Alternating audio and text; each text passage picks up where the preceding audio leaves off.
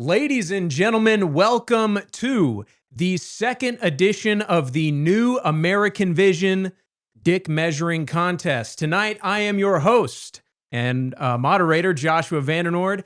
Happy to be with you guys. We're going to be discussing the infamous Nick Fuentes. Is his political strategy the way to go forward, or is it simply paralysis by analysis? All of these questions and more will be answered tonight by our four esteemed panelists, who I will introduce shortly. And I warn you, this may contain graphic scenes of stupidity between four lifelong friends who compete to embarrass each other. This is NAV DMC. NAV DMC, where debates become blood sports with a new American vision. What's up, everybody? We got a great show for you tonight. I'm excited to be here with you. I'm going to be behind the scenes, so this is the last you'll see of this pretty face. But thank you for coming to the New American Vision. I know a lot of you guys know and are coming here from the channels of our esteemed panelists, John Ward, Zeb Boykin, Atlas Thugged, and Tom Foe.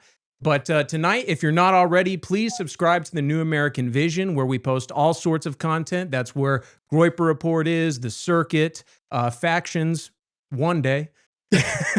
Maybe tomorrow. Maybe tomorrow. All that and more here on the New American Vision. I also want to give a special thanks to Athenor Metallurgy for sponsoring New American Vision, as well as Zeb Boykin and Atlas Thugged and nobody else. Tonight, like I said, we're going to be discussing Nick Fuentes and his political strategy. But going forward, I want to introduce our panelists. Let's go to the ones in arguing in the negative.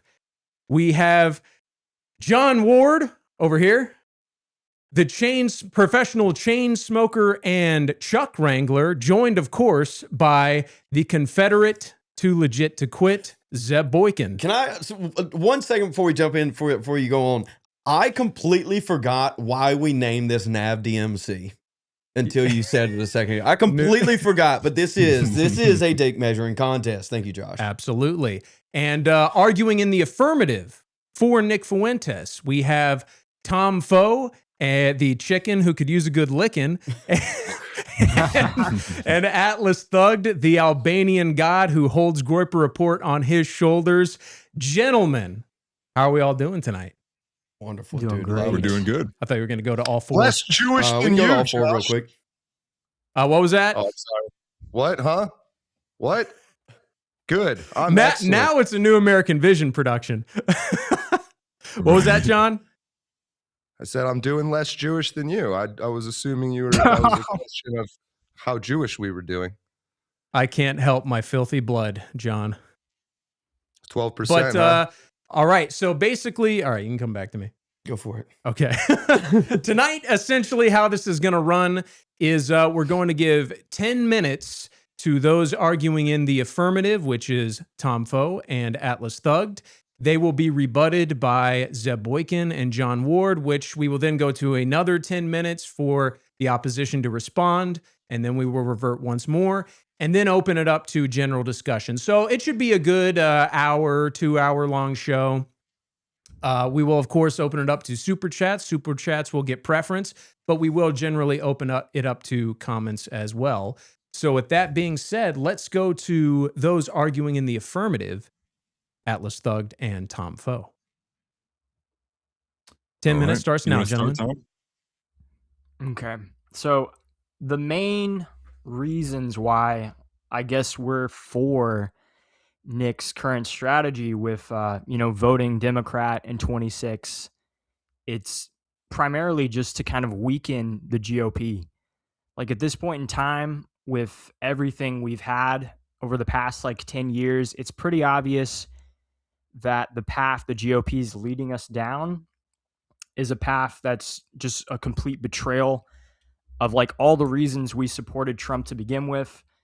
The border wall, everything from that to deportations, to the point to where we're losing jobs, we're losing heritage. Everything we're getting replaced And so the main strategy, the reason why we agree with it is because we simply, like I would say, is like, I just don't want Vivek to win. I don't want an Indian to be governor. That's number one.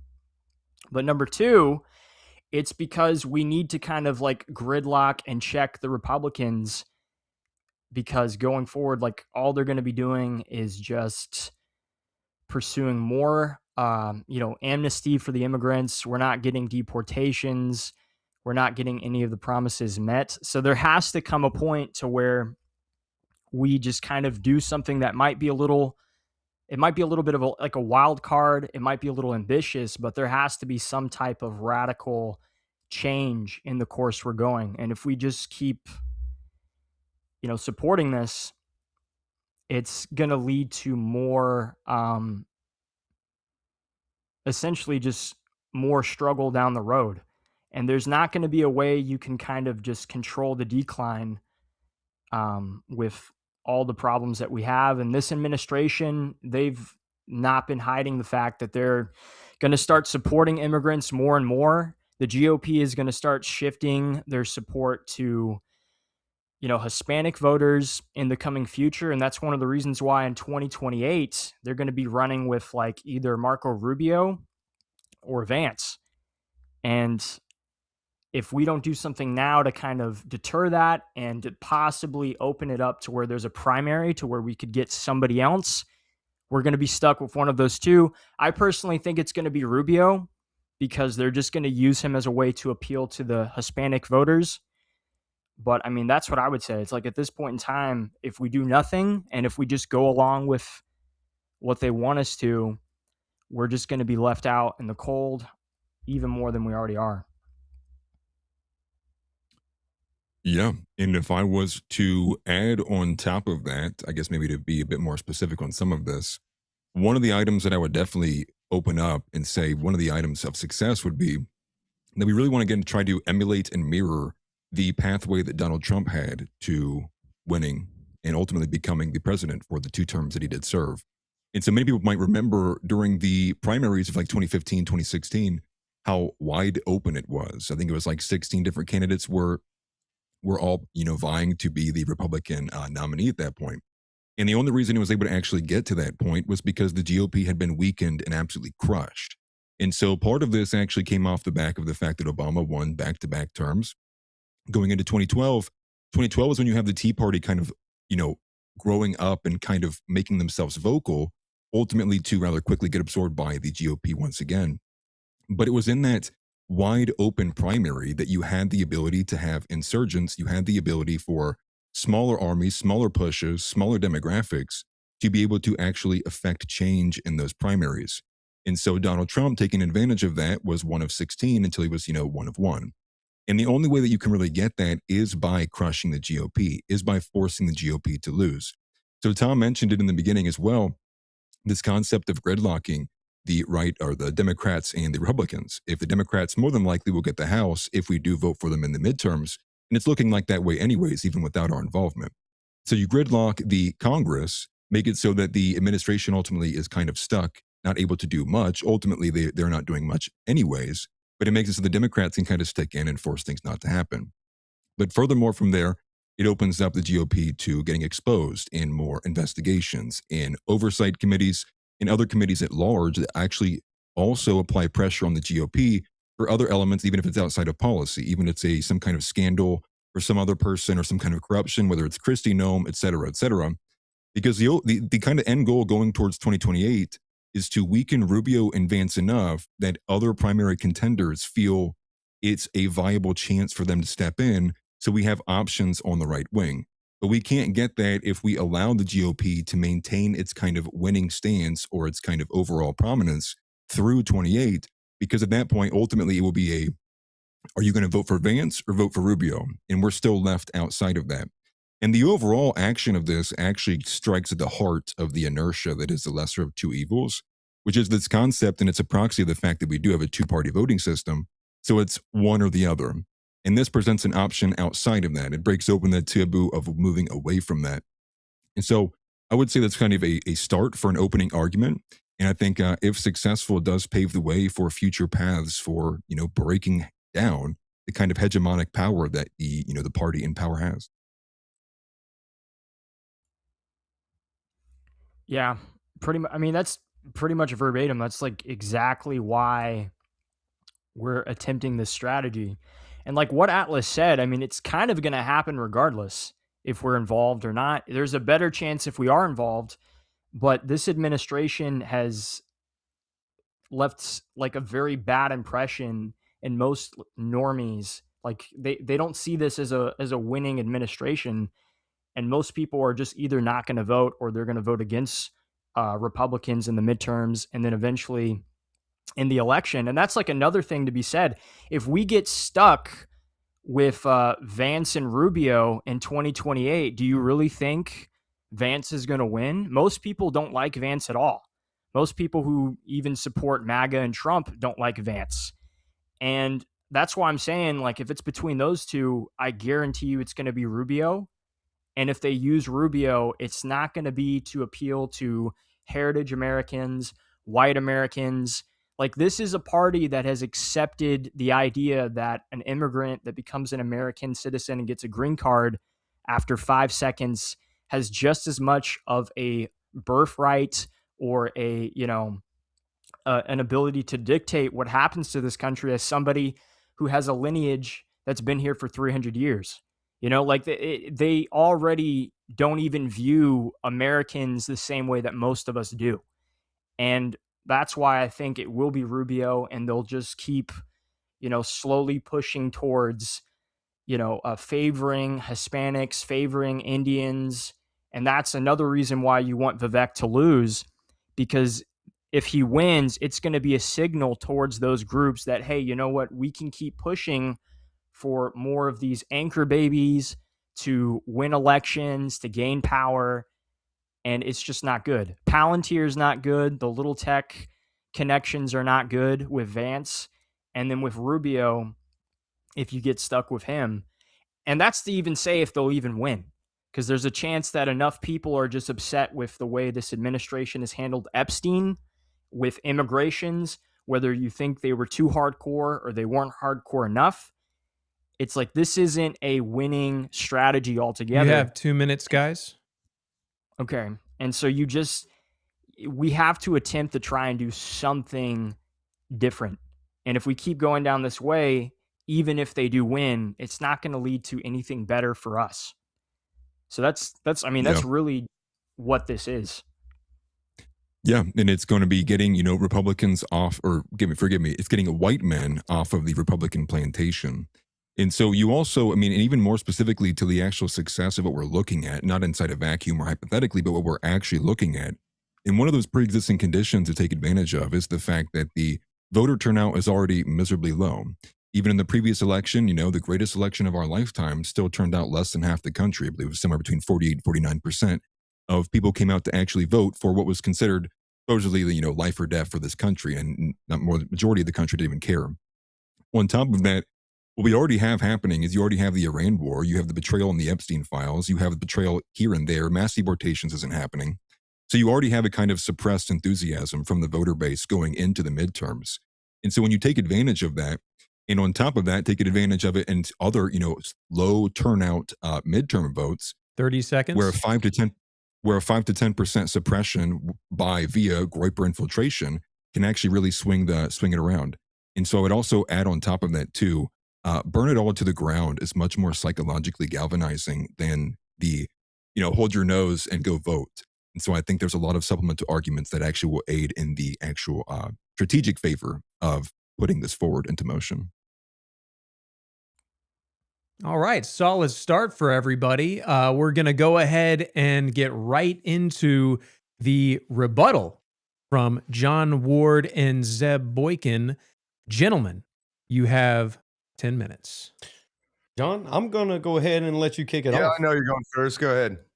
No, you go for it. You want it? No, I want to go second. It'll be more emphatic. Okay, you want to go second? All right. Basically, let me grab this for Josh. It's over here in the corner. There we go. All right. Now we look good. John. Best looking team on this debate, unquestionably. You're dragging it down a little bit, but I still agree. But But yeah, I mean, that's basically what we're after. They kind of laid out, Nick's position, and we want to establish, our position on why that strategy doesn't work. And then obviously we're going to go into some rebuttals. So without ripping it apart to start off with, the baseline across the board is essentially GOP bad. We need to destroy the GOP, and to do that, what we're going to do is we're going to embolden the people that want to lock us up. Not only want to lock us up, have locked us up. And so this is a very, very premise of all of this, right? So if Nick is advocating voting for Democrats, you telling me Amy Acton is not going to advocate for jailing Republicans, the same Republicans that voted her in under the guise of Gorperism. And so I'm going to keep it kind of short, and I'm going to let John take it over, and then we can fill in some of the work on the back end. But essentially what we're doing is we're taking our enemy. Granted, the GOP bad. I understand that. But we're taking the actual enemy. Both positions are anti-white. They're anti-white. They hate the white man, specifically the Christian white man. We know this. No one's advocating, no one's saying that they aren't. But the difference is that the Democrats have expressed they will, and they already have done and shown that they're going to do exactly what they're going to do if they get power. And so getting them into power intentionally is not the way to go. We can specifically talk about Ohio if we need to, but the idea that voting blue is better than voting red because red bad, we need to destroy red so that we can then take over red, doesn't make any sense when you're not going to be able to vote from the prisons when the blue people put you in them. You can ask Owen Schroyer. You can ask any of the J6 guys. At the end of the day, if we're going to win, we need to be able to maneuver into a winning position, not put ourselves in a bear trap, not break a leg. That's what we need to not do, John. I don't even think the goal is to win elections. I think that's young man thinking. A lot of your argument is predicated on the idea that any of this shit is real. I don't think the goal is to win elections. It's to win what is kind of homosexually referred to as the culture war. Not my term. I'm going to use it. You win that, the elections will take care of themselves. I think low IQ anti-Semitism is propaganda meant to counteract 00 noticing.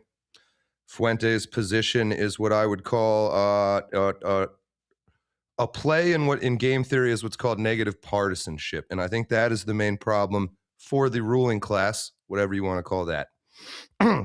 Low satisfaction with democracy, dislike for a party, huge difference, whether it's one or the other, or just a total unwillingness to vote at all. I remember P. Diddy, great dude, stand-up character, once wearing a shirt, vote or die. Vote or die. You're going to die if you don't vote. No, the system will die, which is why its representatives wear those gay shirts. What else did I have here? Yes, so when you get negative partisanship against all major parties, which is happening right now, meaning everybody hates the major parties, then you get historically what's called a revolution. I believe Nick Fuentes is designed to move dissenters back into the system, and he's convinced you that he's moving you out of it. The GOP will get exposed by scandal is really fucking gay. That's a gay thing to say. That's called female aggression. We will take down our enemies by telling their friends a bunch of rumors about them, how they're sluts, and then use that exposure from the public square to humiliate them into quitting. No, that's gay. I believe in masculine aggression. Don't really like Dan Bilzerian, but that was kind of the coolest story. I know you guys like what's called aura. Who has more aura than a guy that makes you throw your phone on the couch, takes you in the room, and says, "How are we going to kill Ben Shapiro?"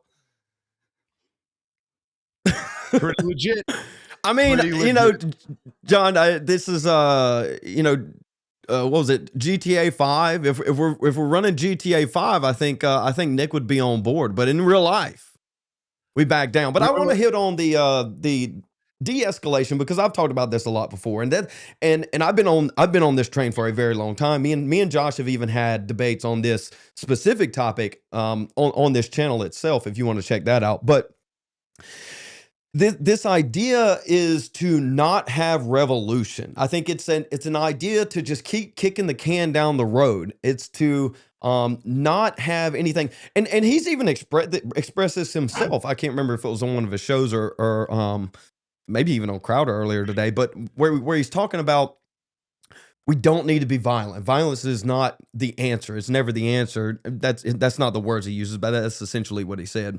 But even Harrison Smith is coming out saying that violence is essentially a tool. And me and Josh have done a whole video on this. Violence is a tool. Josh doesn't agree with me because he's a groyper, and Nick told him no violence, so therefore no violence. And so taking shots at Josh, he can't even speak for himself. I apologize. I won't do that again. I won't do that again. But the point stands is that this is massive de-escalation. And at the end of the day, if we're going to win, as John said, voting isn't really the game. I do think we can use it to win. That again, this will be a different tactic than what Nick is advocating for. Voting blue doesn't actually win you the seats. Doesn't even put you in a winning position. Right now, all he's trying to do is with Amy Ackman, defer, right? We're just deferring Vivek out of the GOP, but screw Ohio in the meantime. Ohio screwed either way, but that's kind of the point, isn't it? It's just the same game, a different color. And at the end of the day, if we want to change any of this stuff, it's not going to happen through voting. That's just simply the case. I guess the position that they're espousing to some extent is an accelerationist position. And Nick was talking about earlier today on Crowder, where it's a 20 to 40 year plan. We don't have 20 to 40 years. And we obviously don't have 20 to 40 years. Just look at the last 4, last 8, last 12 since the first Trump administration. What all has happened since then, and the massive ramp up from exponential reasons into if Democrats hold the full seat, the full power from 2028 when they win the election there. I don't think Vance Rubio is an issue. I don't even think Republicans can win a national election, a presidential election right now, especially given your boy's term. Yeah, I mean, I guess I mostly agree. But again, you got to decide is voting rigged or not, number one, before you can have a position on whether or not that will affect anything. My understanding, I watched Fuentes, and I watched Fuentes and Crowder today, and in Nick's own words here, I wrote it down. Boo boo boo boo boo boo boo. Voting for Democrats will degrade the sport for the establishment, thus opening the door for new candidates. Will create a competitive primary, and somebody, they call him Superman, will rise up. Thank God. Been waiting for him for a long time. This classic demoralization or demobilization propaganda. QAnon, I don't know how you guys feel about that. In my opinion, very similar thing. I worry we're headed towards a French Revolution where a bunch of grapers will very righteously be excited for a little bit, Robespierre style, and then they'll get their heads cut off, and the people a little bit further seeing than you will step in at the head of your organization, not unlike Turning Point, not unlike happened at Turning Point. But we have a whole lot of time to talk about all of this. Hopefully you appreciate having a little bit of fun with it to up the energy. I do genuinely think that the Fuentes position is gay. It's a gay thing to do, and I don't like that. So that's all I got for the opening. Well, I would say that it is voting for the Rainbow Party is pretty gay. It is pretty gay. Now, I will also say that I'm not against voting for the Democrats for the sake of being Democrats. I don't think party necessarily matters. I think the person matters. It's just really easy to take a look at someone that is running Democrat and know if they're actually Democrat or if they're not actually Democrat. I've advocated for in the past that we should run nationalists on the blue side. This is I think this is a winning position. This is another tactic that could be used that hasn't been used. Especially in the South to an extent. We could run Dixiecrats. Bring back the 80s, man. Bring back some blue dog Democrats. I'll vote blue. That's not the issue in itself. And so beyond that, I think the specific tactic, as which is the debate today, is the issue in itself, where we're just voting Democrat because screw the GOP. Vote blue, no matter who. We've done this before. We've clowned on them for years. This is nothing new. It's the same thing repackaged. Instead of getting separate Q, vote blue, and everything else, it's all packaged into one, and it's called Nick Fuentes, America Last. All right, that was a good opening statement for the retards. No, Bias? Somebody's biased?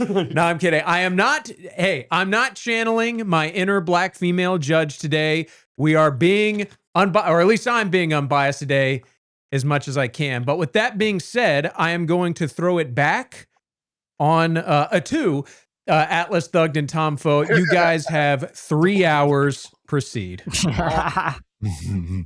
You want to go, 3 Tom? hours. Well, I would just say it's kind of like, so John, you're saying like voting altogether doesn't matter. And then Zeb saying, well, you could vote for a Democrat if you knew that he was a nationalist and then it would work. And so does that mean you think voting does work at that point? I mean, it's like, I don't know. You have to try and do something. And just like talking about how there has to be a revolution or there has to be violence, it's like, what's the violence going to get you? Is it going to get you the entire country? Are you going to be able to do that to You take are over the familiar entire with how country? this country was formed, right? Yeah, but like you're not talking about Texas or Florida or California. If you did it, you're not going to be able to take over Alaska if you started some violent revolution. You're not like the states that you could get if you Hey tried guys, to let's keep the crosstalk to a minimum. Tom, don't pose any questions, and everyone else don't answer them. Just keep it to statements for these opening remarks or responses. My bad. My bad. Yeah, that's But I mean- totally Tom's bad. Tom, I can't believe you did that. Go ahead. My bad, bro. All right. Well, I mean, I would just say it's like, yeah, like if you don't think voting matters at all, then, you know, none of this is going to work. But if you do, and if you think there's a way you could strategize a vote, even if it's just in certain areas, then I think that's something we should like go after. And it doesn't mean we want Democrats in every single place. It's really just Ohio. Like that's really the main goal. And it is to stop Vivek. That's been like the main game plan since the year started, is just to make sure Vivek doesn't win, because that does signal, whether you want to admit it or not, that it is possible for an anchor baby who came here, who made all of his money in the pharmaceutical industry by scamming Americans and fucking over old people, and that's how he made his money, and he forces himself into politics, and he's best friends with the vice president, and the vice president names his kid after him. It's like, I wouldn't want that person, at the very least, to have any springboard into politics going forward. Even if none of it really truly matters, like just fuck that guy. Yeah, well, let me pose this. I'll say this at the beginning. You guys are glowing so much that I had to turn my brightness down on my monitor. The second thing I would say is, yeah, Tom's correct. There's extreme inconsistency among your positions, right? You know, I would imagine if the concept was that there was no political solution, you would actually probably not care about whatever political strategy was being tried, because I would imagine you would see it as a nonsensical. To what end? It would all meet to the same singular point. So why even bother caring about other political strategy? And I think you did raise a good point. Ward did, about the voting system and the integrity of such. I think that's a good kind of thing that could be explored. Although I would say that that's true of all systems. I think the majority of systems, especially in today's day and age, in the digital age, there's exploitation both left, right, front, and center. But I think still overall, I think there's still, while trust remains in the voting system, I think there's still some level of it having meaning, if you will. Beyond that, though, I would say the push for violence is one thing. It's extremely concerning for me, because the whole entire point of why we're even entertaining this is to circumvent violent revolution, right? The end goal is not to have or encourage violent revolution. We're actually trying to actively not have that occur. And for a couple of reasons. I think the first primary reason would be that I think when you say that, it comes with an assumption that your side will win. There's an assumption that if we just have the revolution, we win in the end. And it's like, I don't really think that's how it works, especially not in in an era where Palantir is like a year or two away from having complete control of all the, all the systems and surveillance. And so I think we already have this element that is already hard to collectivize. And I think if you add in the element of collectivizing for violence, it's going to set up people for failure. Hence why I said the glowing element in the beginning. Beyond that, I would say in the geopolitical, it's irrespective of the geopolitical. Like Tom brought up Alaska, but what does happen if you encourage a violent revolution and all of a sudden the government is now vacant? I mean, now you've opened it up, especially in a very turbulent period.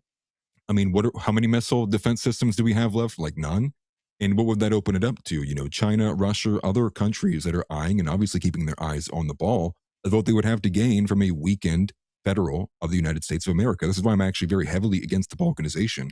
And I think especially now in this period of history, the United States has probably never been in a weaker position. I mean, we've outsourced essentially all of our manufacturing overseas. You add in the fact that like 80+% of our prescription drugs comes from China. I mean, what would that mean if we were to lose a strong federal head? It would put America in an extremely weak position. And who's to say it wouldn't require another country to come in and step in and ultimately kind of mend it to bring America back to some level. And I would say, though, too, the concerning part, though, to go back to the inconsistency of the principles is why I don't understand how you can, on one hand, hold this idea of starting a violent revolution. It's like the only way, violence is a tool, we need to use it. But at the same time, also encourage this concept of pushing for blue dog Democrats. I don't think that those two things are consistent. One has to be true and the other not. And so I would ask if I could get a stronger, maybe more specific answer on what that concept would be. But Tom is also right too, especially on, if we're going eyeing in directly on what the Vivek versus Amy Acton race is, the primary push, the primary want out of that race is Vivek to lose. And since it was a winnable race, but Casey Putsch decided he didn't want to even support himself, you have the next step is now Amy Acton, because what we're not accepting is Vivek to be the governor of Ohio. And specifically because I think it does present a lot more long-term damage with cementing Vivek's position, for one, at the national level, and second to that, it kind of also allows a stronger channel for the GOP, Republicans, and whoever else to redefine what it actually means to be an American. In Vivek's world, you can walk in and be handed a piece of paper, and now you're an American. As long as you believe in some random, list of ideals, you're an American, and I refuse that. And what I also noticed too, just to kind of finalize this and throw it back to Tom, what I noticed is a very reductive retelling of our position. The position is not to just vote Democrats to screw the GOP, although that is a part of it. That's like the primary. That's what initiated it. The end goal is to actually induce a ability or a chance, a non-zero chance of there being a nationalist candidate running under the Republican banner in 28. But that wasn't engaged with at all in your opening remarks. And I think it is largely, again, reductive to not engage with what the end goal is. It's not just why we're doing it, it's also what we could get from doing it. And I think the lack of you guys engaging with that, I think, was disheartening to say the least. But back to you, Tom. Yeah, I mean, that's pretty much it. It was a little confusing, but it's just, if we don't try at least to have somebody that could be in a position to gain any type of influence or power that actually represents us, on like one hand, if we don't even attempt to do that, it's already game over. Because the next 4 years and the 4 years after that, the GOP, which is supposed to be the side that represents us, they're going to be representing us less and less every election, because we are becoming a minority in our own country. And we have all these immigrants that are coming here. They don't want them to leave. They're not kicking them out. They're going to start appealing to them. We're already seeing it. It's already happening. So there has to be some attempt. There has to be something you try. And that is the one like radical, I guess you can say, strategy that needs to be attempted sooner than later. Because the more and more we wait on this, the less people we have. The less people we have here, the less unity we have. And that's another reason why I don't really like the idea of like violence and revolution, is because we're so spread out throughout the country. I would imagine like you guys don't live in the same state I do.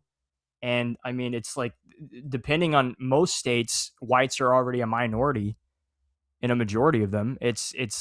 You're not going to have like this unifying revolution with violence that you can like wage to where you're going to win everything. If anything, all you're going to do is you're going to strike at the system. And even if you beat, like, yeah, you can leave the system weaker, but now like all these neighboring states with all these immigrants and minorities, you're giving them a reason to hate you and to want to fight back. You think the Mexicans that like the cartels that live here, you think they're not going to try and stop you? You think the whites that have like white guilt aren't going to join up with the Mexicans?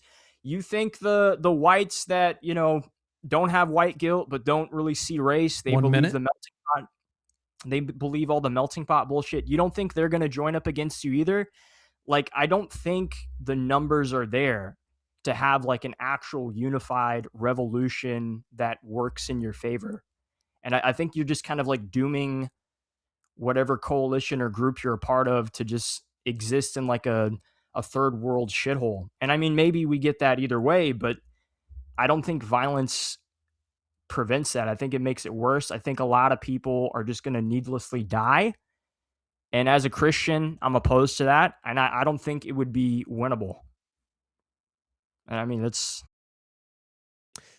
Well, that is our time for those arguing in the affirmative. I'm going to go ahead and throw it back to John and Zeb. They are going to be doing a final 10 minutes of their rebut to Tom and Atlas's rebuttal, and then we will be opening it up to a general conversation. So, gentlemen, proceed. Yeah, I can clear a few of those things up for you immediately. The inconsistency in our team's argument is due to the fact that Zeb and I are different people, and we don't agree. John, on don't that say fact. that. Zeb is a retarded person who believes that the voting system is real. You go vote, and it's like, sure, that guy, yeah, we're gonna mark that down for you. So Let me clear that up for you. Let me clear that up real quick, because granted, I agree it wasn't clear. Let me be specific. When I say we can vote for Democrat and nationalists, this is a blue dog Democrats, Dixiecrats, whatever you want to call them. This is more of a local aspect. Maybe it breaches into a governorship. Maybe it breaches into a statewide race. But this is more on a local relationship. I don't think, regardless, across the board, you have any say-so in a national election. And most states, you don't have any say-so. So to John's point, voting doesn't matter once you hit a certain level. Specifically, it's kind of respect to the lobby and the money behind that. But just to clear that up, this is it's a categorical distinction to an extent, right? The local versus the state and national. Maybe I'm saying this, you two guys on the other end here, to be clear, and if you like don't know me that well, I'm not always being completely serious. For the sake of having some fun with this. So please don't take anything I say personally. I don't think, now Atlas called us out for glowing, which is a fair call out. I don't advocate for this extreme violent bloodbath revolution, but I figured we'd have some time to talk about this and I'd get a little more serious as the time went on. One thing I completely agree with you guys on is Vivek, or whatever you fucking say his name. I agree. He cannot win in Ohio. He cannot win. I don't totally disagree with the Amy Acton thing. That is an extremely anomalous election that it's Vivek in there. And so, again, I figured we'd talk a little bit more about the primary between Putsch. That's where I kind of disagree, I think, with Nick. But I agree with you. No, yeah, absolutely not in any way. Let me tackle Vivek before we kick to Casey. Vivek's not going anywhere. This idea that if Casey doesn't win in Ohio, or that Vivek doesn't win the Ohio governorship, that he's just gonna disappear into the wind. The dude's sitting on billions of dollars of scammed money from Americans. I mean, this idea that Vivek is going to go away. He's a presidential candidate. He's not just going to disappear. Was he going to go back to Canada? Holy shit, man! It's not just him. To be clear, it's integrated into a lot of other really powerful people are making money off his companies. You got to keep that in mind. That's why he's able to run for governor of Ohio. It's not his own charisma and genius statements he's throwing out around Christmas. Sorry, go ahead. So where's the so you think he's just going to disappear? Part of me thinks he's being openly mocked by the administration, that he was kicked out of Doge. He was all, he's, if you and I can tell, if we all four of us can tell how full of shit he is, I'm inclined to believe that people in the administration also know he's full of shit. And it seems kind of like they kicked him out and like, hey, why don't you run for governor of Ohio? Knowing that he wasn't going to win. And I kind of hope that's what happens, but that's making a lot of assumptions. William of Ockham would not be a fan of that theory. So, okay, Vivek, want to go? Yeah. No, so I just want to be clear. I completely agree. I think though what you're doing by following Nick is the fallacy of the excluded middle, which is to say, is if our guy sucks, then the only other alternative is this fucking Democrat Amy Acton, and that's where I disagree with the strategy in the primary. Why not vote Putsch? And I'll say this too: is Putsch is a really smart guy. He had no chance of winning, and he knew it. The primary, I mean. All this discourse on X of disgruntled former volunteers, which even I was initially inclined to believe, and then you read about it and you find out it's a volunteer who's pissed off. I don't know if you guys have ever been part of an election. I have. It is exactly like that. There's 5 billion people that come in that all have these great ideas. They're literally retarded. You're like, you know what? We'll see what we can do. And then you never call them back because they're retarded. And then you lose and they go out and be like, man, we would have won if you would have just listened to me. If we would have just ran ponies through downtown fucking Cleveland with dildos out on their heads like unicorns, we would have fucking won. I'm sure of it. Yeah, so that really does happen. The craziest people you can possibly imagine come out, especially for those kind of elections. I don't see the harm, though, and I don't understand Nick's reaction after Putsch lost. And I think Putsch did exactly his job. He used the little bit of limelight he was given, which was not much, to advance the culture. And he shit on Vivek in some of the most incredible ways I've ever fucking seen, and put those thoughts out there as a mainstream candidate and into people's minds. And that's what it's about to me. The language that we use are forms of code and programming, and you put them into people's heads. And, you got to repeatedly do that until they stick. Bilzerian's kind of a different animal, and I'm sure we'll get to him. But anyway, I think it was kind of, the argument is, well, Putsch was going to lose, and if you back a losing horse, it makes you look bad. I don't think we live in those times anymore. I think people John, want something. let me tack on to that. Because that was the initial position to an extent, maybe not the actual initial position. It was, Casey's going to win. We don't need to have this. Basically, he has no chance. So why back him? Why send our efforts towards that? But then we go and back Fishback, which is probably on par to where Casey was, and then we have Baker running against Randy Fine, which is, he hasn't endorsed yet, but it's probably going to be even less than what Casey's running. I mean, Baker polled at not even polled, but he lost in a special election at 2%. And so this is what we're dealing with. It's like, let's get a little consistency here and stop lying to me. I think that would be a good place to start. Do you want to finish on that? Because we can take on another topic real quick. Well, I just wanted to try to actually address their points here. I'm trying to take this seriously, and I think they're bringing up some points. You can go off of this one too. This will be quick. The idea that we're glowing because maybe it does sound like I'm advocating violence. I'm not. I think it's inevitable, and because of that, I would rather get it over than to pass it on to my kids. It's going to be bad, very, very bad, regardless of if it happens now, tomorrow, a year, 15 years, 20 years, 40 years. It's going to be bad, and I would rather my kids not have to live through it. Beyond that, I think the de-escalation effort is more of a fed-up than anything. The de-escalation effort is to retain power within the structure that we refer to as the uniparty. It assumes that, and this kind of boils down to the voting aspect too. It's like you assume that they care which one wins. Like they're the same They're but the different. same people, mostly the same. But yes, I agree. And so the puppet doesn't matter. It's still the same person pulling the strings. And so at the end of the day, whichever button you mash, whether that's a red one or a blue one or yellow or green or whatever color that third party 2 minutes. Whatever third party wants to run. The At the end Ohio of the day, election ended after the Republican primary. The winners have already won it. Vivek or Amy Acton, they won. Yep. The election was Putsch versus Vivek. And so the basis is the de-escalation position is for the feds to retain power. You're glowing. I'm not. Well, and it's just quickly, again, they're desperately trying to feed people back into the system that vote for the system that perpetuate the system, because it's quite a profitable little farm they're running, and we are the animals. It's again, using these terms, blanket statements, the uniparty, it's mostly true shortcuts and heuristics and to communicate our understanding of the world.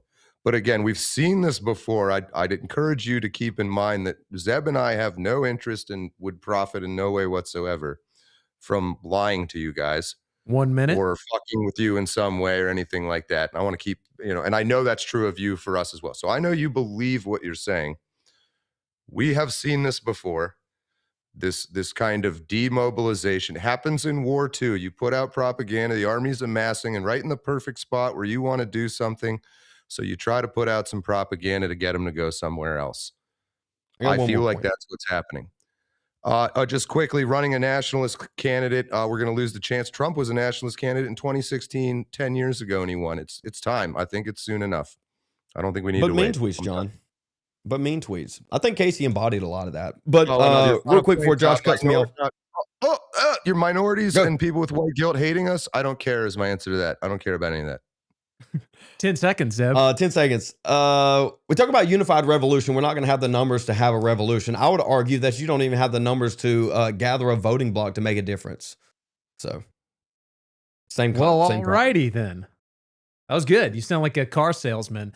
All right. Well, that was the end of our timed back and forth. Now we're going to have a full-blown back and forth where the candidates on both sides can cross-talk. They can examine each other. They can analyze each other's arguments a little bit more forwardly and up front. So, gentlemen, I'm going to throw it to all four of you, but Tom and Atlas, since you guys didn't get to speak last, I'll let you guys kind of either make a statement or throw the first question out. I mean, where to start? Content drought is over. That's a lot to unpack there. And no, I guess the first thing I would lead with is no, I view it the complete opposite as you. What you call, Nick, is a demoralizing campaign. I actually view that your perspective of violence being inevitable actually demoralizing, ultimately putting in a position of demoralizing in its most true sense, which is, get rid of your morals because the only thing important is the upcoming violence. I think that what you guys are pushing is the black pill, this concept that there is nothing you can do but wait for the inevitable, or ultimately accelerate it so it happens in your lifetime, I think is what Zeb had said, so it doesn't happen to his kids, which I understand what that viewpoint. But I think overall, to say that our position is the black pill or is the demoralizing position, I think is the complete opposite. And again, I'll go back to what I said in the opening argument, right? The psychological element that is galvanizing about burn it all down is much more of a riveting argument for a young man to go vote for than it is to hold your nose and go vote for the brown guy. And I don't even think anyone's pro-Vivek here. But again, I would say that's probably the first thing that comes to mind with what you guys had just said. Let's take these one at a time. Maybe not one at a time, but I think we can agree that none of us like Vivek, and I like voting for Amy Acton in Ohio is the one thing that I don't know I really would fault you guys for. I don't know that I'd say why not just not vote at this? Why not just not vote? How about that? Because that's demoralizing. That's also, again, the demoralizing element. Don't do anything. There's nothing you can do. Somebody's got to win. I'm out. And I mean, to be fair, it's like Nick has also said it would be better if you just didn't vote. If you weren't going to vote Amy, it would be better if you just didn't vote. Because as long as you're not voting Vivek, that's like the point. That's like the main goal. So, I mean, yeah, Ohio is a specific case, and we all don't like Vivek. But I'm still like a little confused. If you don't think any young American man should participate in the system at all, what do you think they should be doing? Making a new system. If you were telling them, it's like, huh? Making a new system. How? And where? looking at the history of things that have worked in the country and emulating them here. But like you're like assuming that that's like possible in the system It's that we clearly exist in possible today. it fucking worked already. All the systems we have are new systems, is essentially what John's getting at. There is no system that was There's never essentially gonna be, taken over from the inside. I think you're in a childlike nostalgia, and we have it too, trust me. I'd love to like go back in time and recreate the 90s in some way, which is of course looking at it with rose-colored glasses. It was not great in a lot of ways too. It's gone, man. We're going forward through time radially in one direction. All you can do is make something new with the random shit that hits you in the face the moment you're born. The shit was all going on well before Nick Fuentes was born. So it's another, like, it just was, and I'm not really that interested in like going through a bunch of historical dates and stuff. We can, I mean, if you want to, but trust me, this has been going on for thousands of years. I've mentioned on my channel, there's a bazillion-year-old poem, I think 1500s, called Porcus Porcorum, the Pig War, that's all about the young pigs and the old pigs and this battle between and that's where Animal Farm came from, the pigs and shit. George Orwell read this old Latin poem. It's a very, very old idea. And what we see, I think, again, we don't know. I'm not in Nick Fuentes' head. I'll admit that. But what we see is this classic operation that has happened many times before, directed at young men that are starting to be frustrated with the system righteously. They're correct. This all seems fucked, and it was fucked before I was born, and that's not fair. You're right. Atlas said violence being inevitable is demoralizing. For a while, but it's like that is the natural state of things when you look at history in aggregate and zoom out. It's just shit tons of violence with these little blips of stability where women get to vote, and then you go back to violence at that point. The concept is not that violence is like somehow inescapable. The idea is like very specifically in that context of a revolution occurring with violence in this country being inevitable.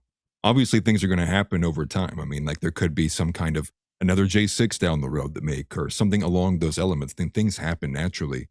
But no, I'm not sure you can point to a single country on the modern map that has, like, what, Hungary has been around for maybe 1,000 years. The shit does not stay the same. Right. But a lot of times it does transfer. It becomes something different, right? When you look at, some empires become republics, some republics become empires. In addition to that, I think if we're gonna invoke the historical, we need to invoke the historical statistics of how many revolutions are successful versus unsuccessful. And historically, the majority of revolutions, if you include slave revolts, do not go as planned. They ultimately end up either leaving a entire class vacant because of the extreme violence, or again, it turns into some third-party group taking advantage of the situation and ultimately assuming power. That's my kind of main problem, is the amount of assumptions inside of the violent revolution. Well, see, I think again, you make the assumption as someone who has something to lose that you should care about that.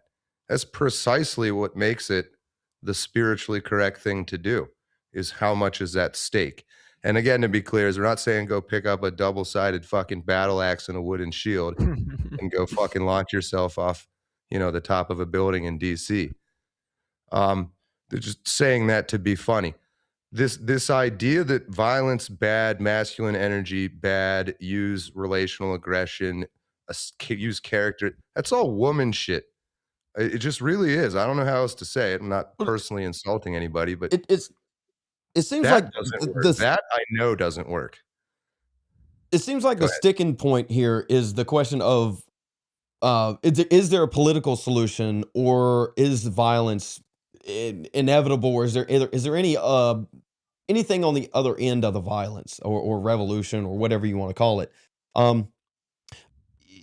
I guess I would pose the question, and I'm gonna tag on to the back of this. What is the political solution down the road? If we can't get mass deportations now, let's get 20 years of immigrants in here. It's we need to recognize, and even Charlie Kirk said this before he was assassinated. No, just kidding. Before he was assassinated, we are being invaded. Not only are we being invaded, we are invaded.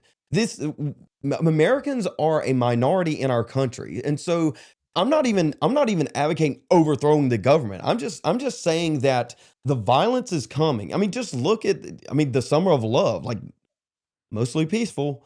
Look at basically hundreds and hundreds of Erna Zaruskas across the board. It's like we're being picked off as whites inside of America, as Americans inside of America. So eventually, it's not me being wishful in that there is a violent revolution coming. It's not me being wishful at all. I'm not even advocating for it. I just know that there's an inevitability, and I think the faster we get there, the better off we are. Playing this waiting game only puts us in a worse position, especially when we put people like Randy Fine or people like Amy Acton, or we can go on down the list. Anyone that is opposing the GOP or accelerating the GOP's demise is only going to worsen our position when anything happens. I'm like, I get what you guys are saying, and I'm not doubting like any of the historical context of like revolutions. I'm just saying, as like a Gen Z man myself, as like a younger guy, and I know a lot of other people that are younger than me, I don't feel convinced that what you guys are saying is like the right course of action for young men in this country. I don't think we're at a point anymore to where you could have a violent revolution and white Americans would win. Like, I don't think you guys have the unity or the numbers to do anything meaningful other than just like lose at this point. And like, you don't have the meaningful like you said, numbers the barbarians are already to here. vote. And you're right. Like, they're already inside the gates. The gates are closed. They're not even coming in. There's already 100 million here. It's like we're displaced all throughout the country. So like, I'm still confused. You're saying, not to do this this wild card ambitious, I guess you could say, strategy to gain power on any level with voting Democrat, weakening the GOP, but also at the same time we have to work towards a revolution, or there's a coming revolution. Like, what would you be telling a younger guy to do in this situation? Just don't vote. Don't get involved. Don't try anything. Just wait. And then when the time's right, we'll all go, like, we'll summon you. I'll Like, answer that. You're going to give me And like a beep or John may something? differ on this. My position is Like, that's to not tell you to eat McDonald's and don't eat fruit and don't eat an ancestral diet and don't go to the gym. I would tell you to have a family, have kids, act as if there is no insane revolution. The end of the world is not coming, right? It's going to be a blip at the end of the day to an extent. But I would say that yeah, go to the gym. Put yourself in a better position. Train, whether that's with hand-to-hand combat or guns. Be a man. Go, dude. If you want to build a car and be a mechanic, do something like that. We have to put ourselves in a better position, whether that's making money or climbing the ladder. And I would even say climbing the ladder within the political sphere too.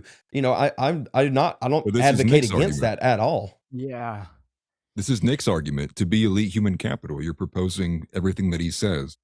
And even on lesser extents, right? Even if you don't want to go for the political ladder, like you said, being a pillar inside of your community. These are the same pushes from Nick. He proposes the same things, just Like, not with the end goal in mind being like, so you can be ready for war.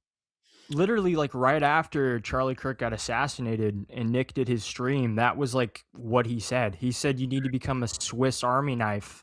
You need to train. You need to prepare. He said that directly. And I remember because I watched it. And it's like you're saying like stuff that like that's already common, is like become better, gain more resources. This is something they're already doing. Yeah, because it makes sense, because it's the right thing. Different. I have a slightly different answer, I guess. Oh, go ahead. Finish your thought. But just real quick on that stream after Charlie Kirk, it was extremely de-escalatory. And the idea that the left is just going to not keep killing people, like let's just grant, but let's just grant We don't think. Well, let's just grant that Tyler Robinson did it. We should posit this right here, because I want to know what you think Nick should have said in Charlie Kirk's eulogy. Wait, because Nick disavowed violence. I think Go ahead, John John. was gonna Give know. me. I feel like I have a response to what, and I think it's a great question, is what would you tell a guy younger to yourself to do? Because I'm in this boat too. I don't want to speak for Zeb, but I started YouTubing 10 years ago because like nobody was doing what I thought needed to be done. And I imagine that's the impetus behind why you guys are doing what you're doing. I can tell you care. I know the Groypers are all, any form of sincerity gets laughed at, which is something you've been taught to feel that way. Sincerity between adult straight men is a glorious thing. It is a warrior spirit that's been taken from us. So keep in mind too, you use the language of violence and killing people, and it's all fun and good, talking like an action movie and shit. You know, it's not what I'm saying. It's a mentality, and the way you feel like there's absolutely no hope at all. Like, what do I do? Is a great question. And to some degree, what Zeb is saying and what everybody else says is good advice, but it's not like actionable. It's not a step-by-step plan. Well, first thing is, no one's going to fucking give you a step-by-step plan, to be clear. But the general idea is everyone tries to take over the world backwards. They start going to the big elections in Ohio and blah, blah. You start with yourself and you be ruthlessly honest with yourself. Stop fucking drinking. Stop doing drugs. Don't smoke. Exercise, all of that. This idea, become the best version of yourself you can be. But to become some kind of elite human capital is bullshit. The Full Metal Jacket, the movie, touched upon this. Yes, it's a pop culture reference, but just because of the distinction Stanley Kubrick made. The military doesn't want machines, it wants killers. Everybody's being trained to be a machine and not be a killer. I don't want people to be perfect elite human capital. I want to be wholly and truly their animal selves. And that's where the idea of freedom and individuality come from. I'm not a good person. I'm a horrible person. But I believe in the idea bigger and outside of myself of a free place, and a place you can pursue that. So Tom, you're 100% right when you said we're all spread out. I've been wrestling with that problem forever. I believe we need to get in the same physical place. How do we do that? You got to find somebody with a lot of land or money, or pool it together somehow. You got to get your ass up and take this giant risk, like stepping on a boat in Ireland or Germany or wherever and sailing to New York hundreds of years ago. That is our spirit, I believe. I think you got to throw away this idea of we could lose, because yeah, that's always there in anything you ever do. You just got to start not caring. And guessing your age, but about your age, I would have said probably the same things.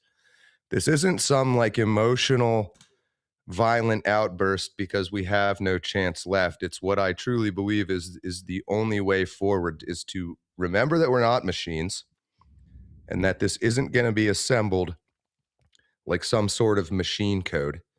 You look at the history of the American Revolution, how many different weird ways it could have gone wrong, how many lucky things that happened that let it go right. It was not a bygone conclusion. We almost lost a bunch of times.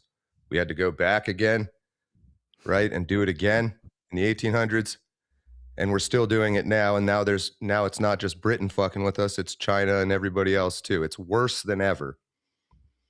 Right. Okay. Well, I think that actually aids. Could I just like go ahead. Go ahead, Tom. respond to that? So if I got this right, it's to not pursue becoming elite human capital. So don't pursue that at all, but still like quit drugs, get healthy, get in shape, and then we all move to the same like neighborhood. No, yeah. So it's not, I would try to be the best version of yourself you can be by all means, but you ain't going to make it, is what I'm saying. Well, you are going to find some version of yourself that's your adult you. And in my opinion, that should include a capability to be extremely violent because you're fucking pissed off because violence has been done to you, and because you were born a slave without doing anything wrong. Okay. So I think now, you should be angry.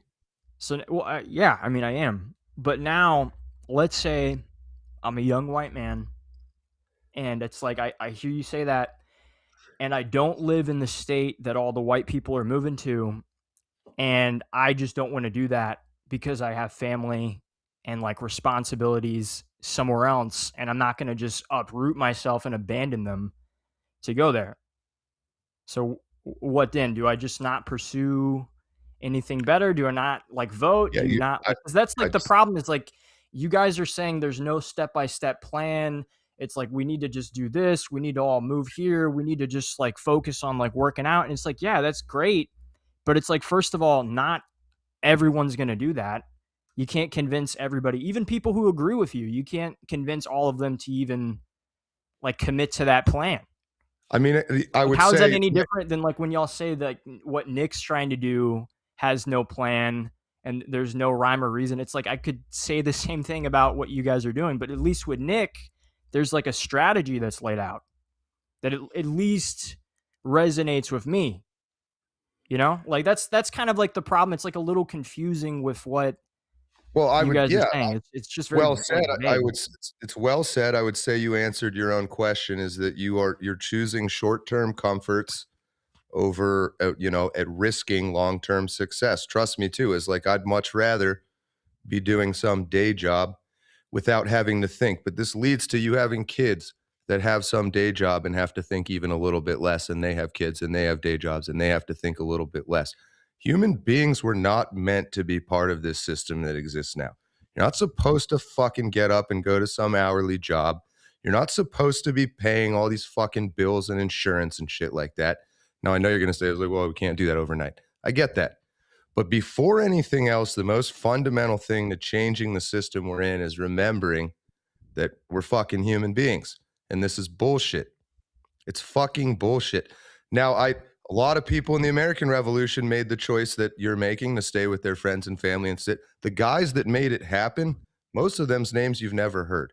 Most of them started off really rich and ended up broke and destitute and died. Like, for all the George Washingtons and John Adams, there was 20 other dudes who did just as much, whose names you don't know, because they put it all on the line and they personally lost, but because of them, we have a chance still now. And I get that not everybody wants to be one of those people. I get that. And if I can, I want to tie that in. Trying to cut John off, going a little long. He likes to ramble. I'm just kidding.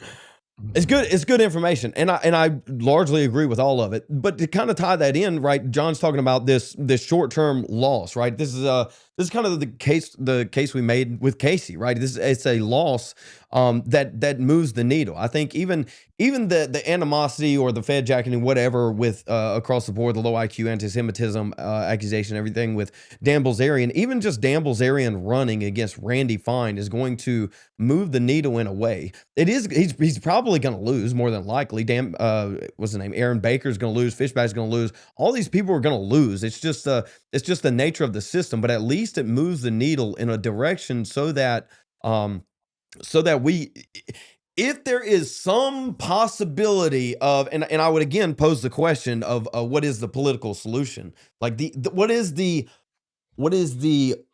end game? What is the win con for the political solution?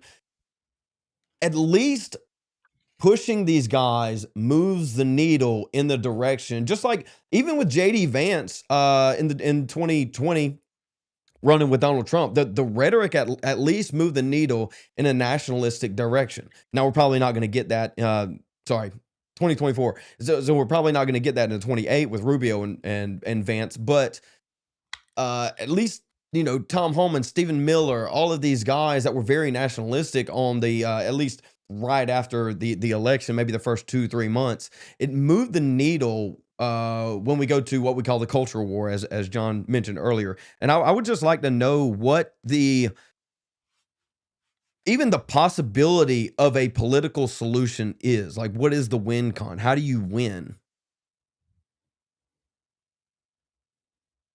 The win condition is pretty simple, is that the country doesn't collapse, right? The country doesn't collapse while also being realigned to a position of America first.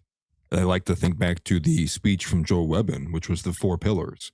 You have Christian nationalism, you have patriarchy, you have, serving American interests. There's a fourth one, I always generally forget that one, but largely just pushing and getting these ideals back into the Overton window, or not even into the Overton window, it's overused, but back into the actual system.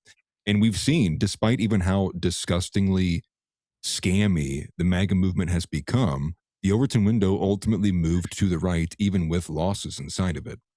So you look at where we are today compared to where we were 10 years ago. I mean, none of this conversation would have been allowed on YouTube, let alone like 3 years ago, 4 years ago, if that.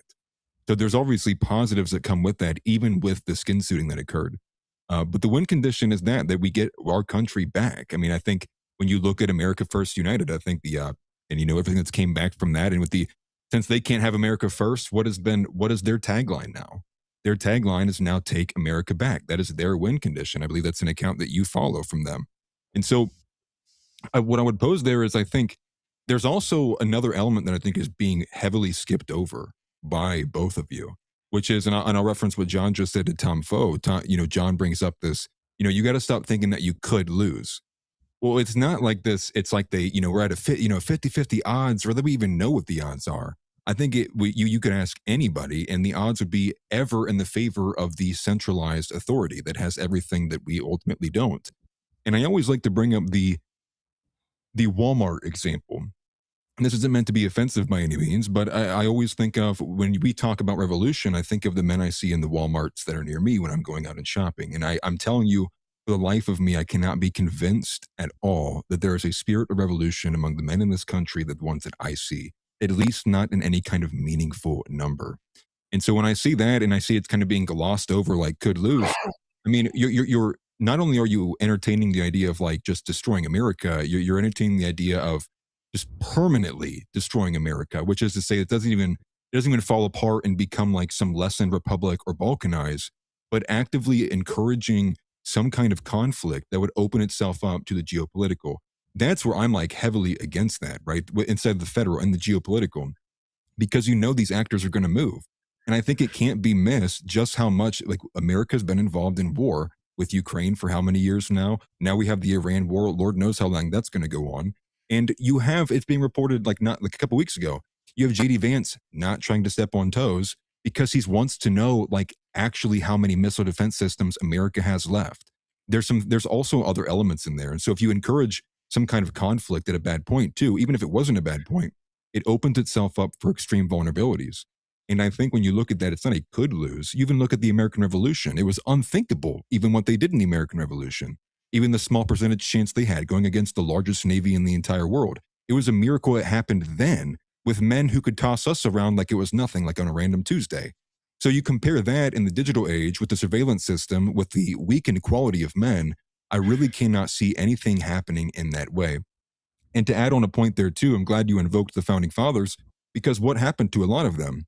Their families turned on them. Their families betrayed them. You have brothers turning in sisters. You have sisters turning in brothers. You have wives going and telling the loyalists what their husbands are doing. Even then, because there's an extreme element of inertia for people to not invoke extreme violence or radical kind of, revolution. So there's many things that work against it. And I think, again, I'll post it for like the third time. There's way too many assumptions inside of that kind of push. Yeah, and if I could like tag onto that, because let me grab Atlas real quick. Well, hold Tom. on. Tom hadn't spoken in a while. Let Tom go. Okay, because John said that like when I was talking, I had this like a spirit of, oh, we'll lose. I don't have that. I just don't think it would work if we did things the way you're proposing.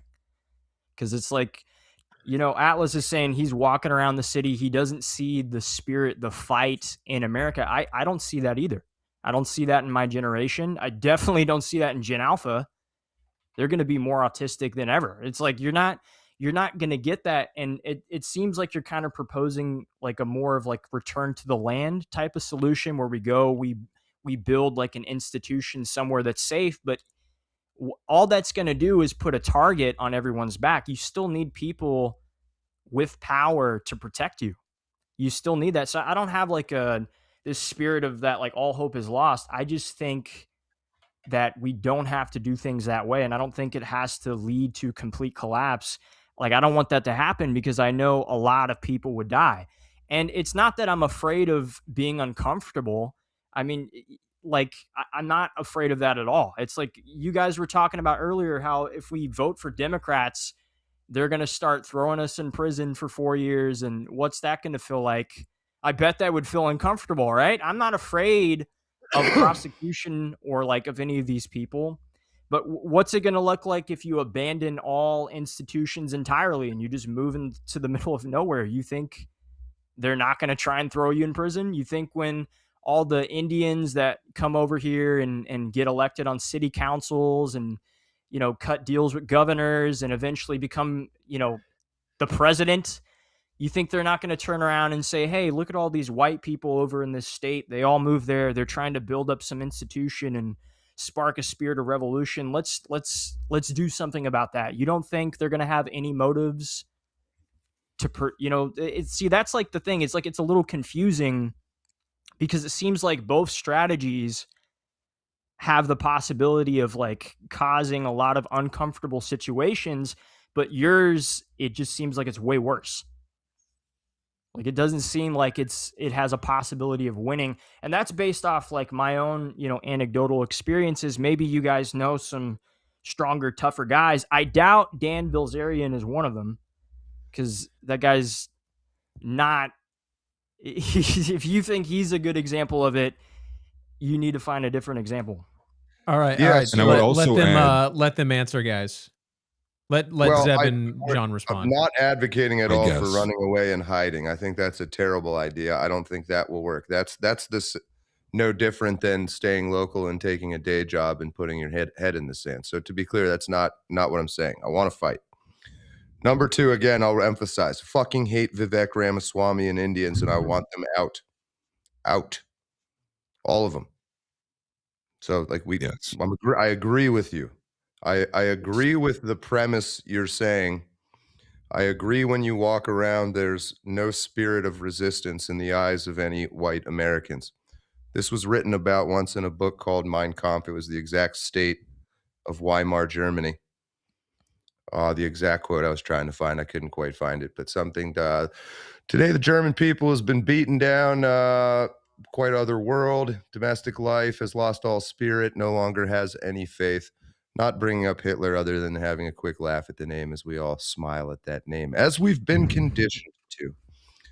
But his point was that prior to World War II and the German people sort of regaining their identity, it was worse there than it is here now. We're close, but not quite. You know, what was all those books the Nazis burned? Yeah, I mean, I'm sure you know. So I would argue you're incorrect in how bad things can feel when there's still a chance. And again, some of this stuff is something of a pep talk. I know you say you don't need it, and I'm happy to hear that.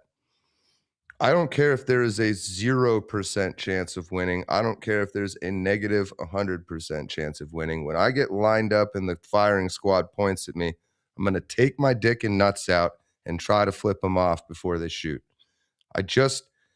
That to me is the mentality of being free and American. It's not winning, it's preserving the spark. I think all the problems you're describing are, and we haven't talked about that yet, is why are families turning on each other? Why is everyone so miserable? I don't think we're going to fix the problem until those things get addressed. Let me jump in if I can. Well, we got like 5 minutes, Josh. Yeah. Okay. Let me touch on comments. Let me touch on we're gonna go comments. Let me touch on what Alice kind of started this off with, and this idea of a Walmart revolution. I agree with you. I agree with you wholeheartedly that it's not there. They need a spark to be given to them, and it can be. That's kind of beyond the point. When I go to Walmart, I don't know where Tom lives, but I know where the other two live, and when I go to Walmart, I don't even see white people. That's where I'm at. And so when I see that, it's like I'm already invaded. It's already here. Were the Crusades justified? When I drive down through Colombia and I see a Muslim compound with 12-foot walls and barbed wire and the mosque in the middle, it's like, why are we in Iran? Like, what are we doing? And so what's the political solution to that? There isn't one. Even if there is a political solution, it inevitably ends in revolution. And so that's my issue, is no matter what you do, you're going to end up in violence. And it's not just from the government down, it's from everywhere else. We have, again, and I'll state it again, we are a minority in America. Americans are a minority. And so to the question of Zeb just wants to throw the country away, you don't even want to save the country. I was like, I want to save the nation. I don't even know what the country is anymore. It is by definition an economic zone right now. And so I'm perfectly fine with destroying whatever economic zone exists when it's a globalist system built inside of America that we are slaves to. I completely oppose this in late stage capitalism that we're going through right now, and I'm perfectly fine with burning it down. And if the Federation goes with it, I have no issue with that. So yeah, But that's I mean, why how do you? I guess the question is, how do disagree. you stabilize once you get political power? And I still haven't heard a win con. I mean, what? Let me see if I can. A win con would be deporting 150 million immigrants. Like that would be Right. a win con. How do you achieve that politically? How do you do that? Through just like what you guys are describing. It's like we're all gonna move somewhere, and That's a like good we're gonna question. get really angry, and we're gonna be like all in Arkansas, and that's how we're gonna deport 100 million people. Dude, the 100 million people are having like 50 kids a day, bro. You're not gonna get anything other than just making them more angry and then just wanting to kill you. And if that's what you're You gotta looking get for, over to the just fear, have you man. You gotta let that one go. Who fucking cares what they want to do? I don't. There's bears in the woods and they want to eat me. I don't think about it at all. Yeah, but it's like you and I, we just have two different like Were philosophies towards this. I don't were the want Crusades justified? well, yeah, but Hold it's on, like what's what up you with that? guys are describing, it seems to me like it just leads to my family dying, Well, you know? that's Like a great point. it doesn't Well, he brings up. it doesn't guarantee me any success. Your family's gonna die Well, anyway. no. is kind of Let's our go back point, to I think. Zeb's point. Rewind. Were the Crusades justified? Yes, they were. But is what you are describing this coalition collectivizing around Christianity? It's not. It's collectivizing around white identity, which I think is actually going to be a weaker coalition, especially in today's terms. You think about how we have all the liberal coalition, right? You think these people are going to be leaping? I just watched a video of a guy saying when he sees his own family having kids, he hates it. He can't even he has a hard time looking in the eyes of his sister and congratulating her for having another kid. These people hate themselves. We've seen the heat maps as well too, but that is also another issue I have. I think that the collectivizing around, what is the coalition collectivizing around? Survival, yeah, sure, but what happens after that, right? What does the collective go afterwards? And so I think when you have, again, not to really, dig on Arval, but I will, this kind of trailer park nationalism, I think is really, it's very weak. It's very weak in a future and forward vision. It is only in the essence of it does offer a channel for people who currently want to escape the situations they're in and are okay, trying to attempt to live in a parallel kind of society. But I think for the majority of people, like Tom said, the majority of people, that's not really an option. That they're not going to want to move away entirely from their family, disconnect from that. They're not even probably going to be able to even convince their family.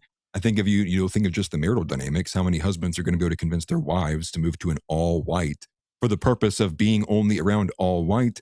And I see how most men are with their wives. They ultimately literally just sit there and, take it from them for the most part, which is also another reason why I find it hard to believe they're going to be leading a revolution. But I would say, when you invoke the Crusades, it's like that should be what it's about.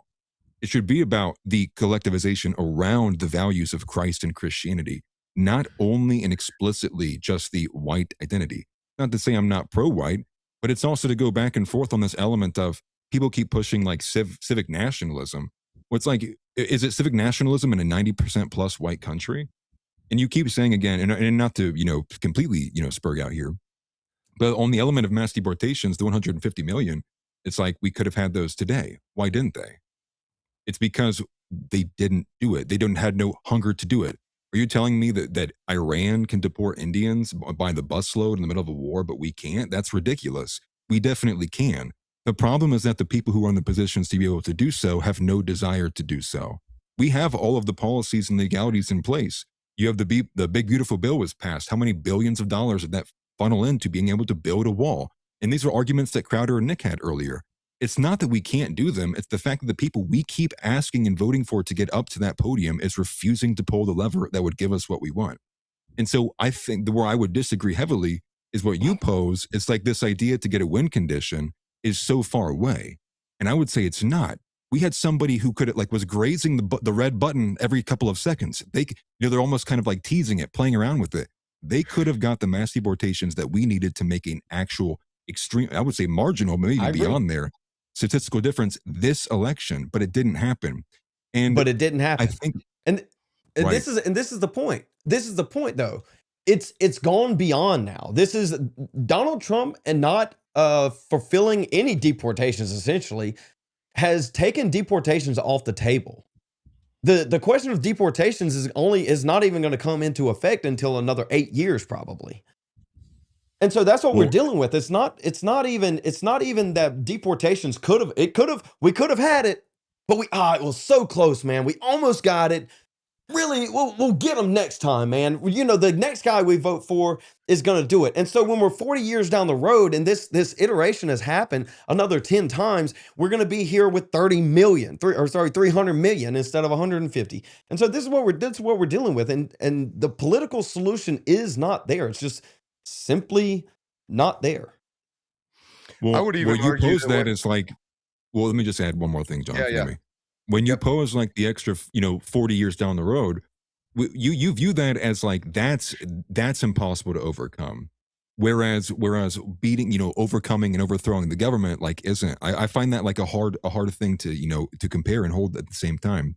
What I would say on top of that would be like the best case scenario would be if you guys, well, for one, would just say Nick's right because he is, and then if we got all the Groypers to actually go along with strategy, what you get in the best case scenario is a Hitlerian candidate who's not going to give a shit what the people think about mass deportations, but actually just does them because it's what is needed.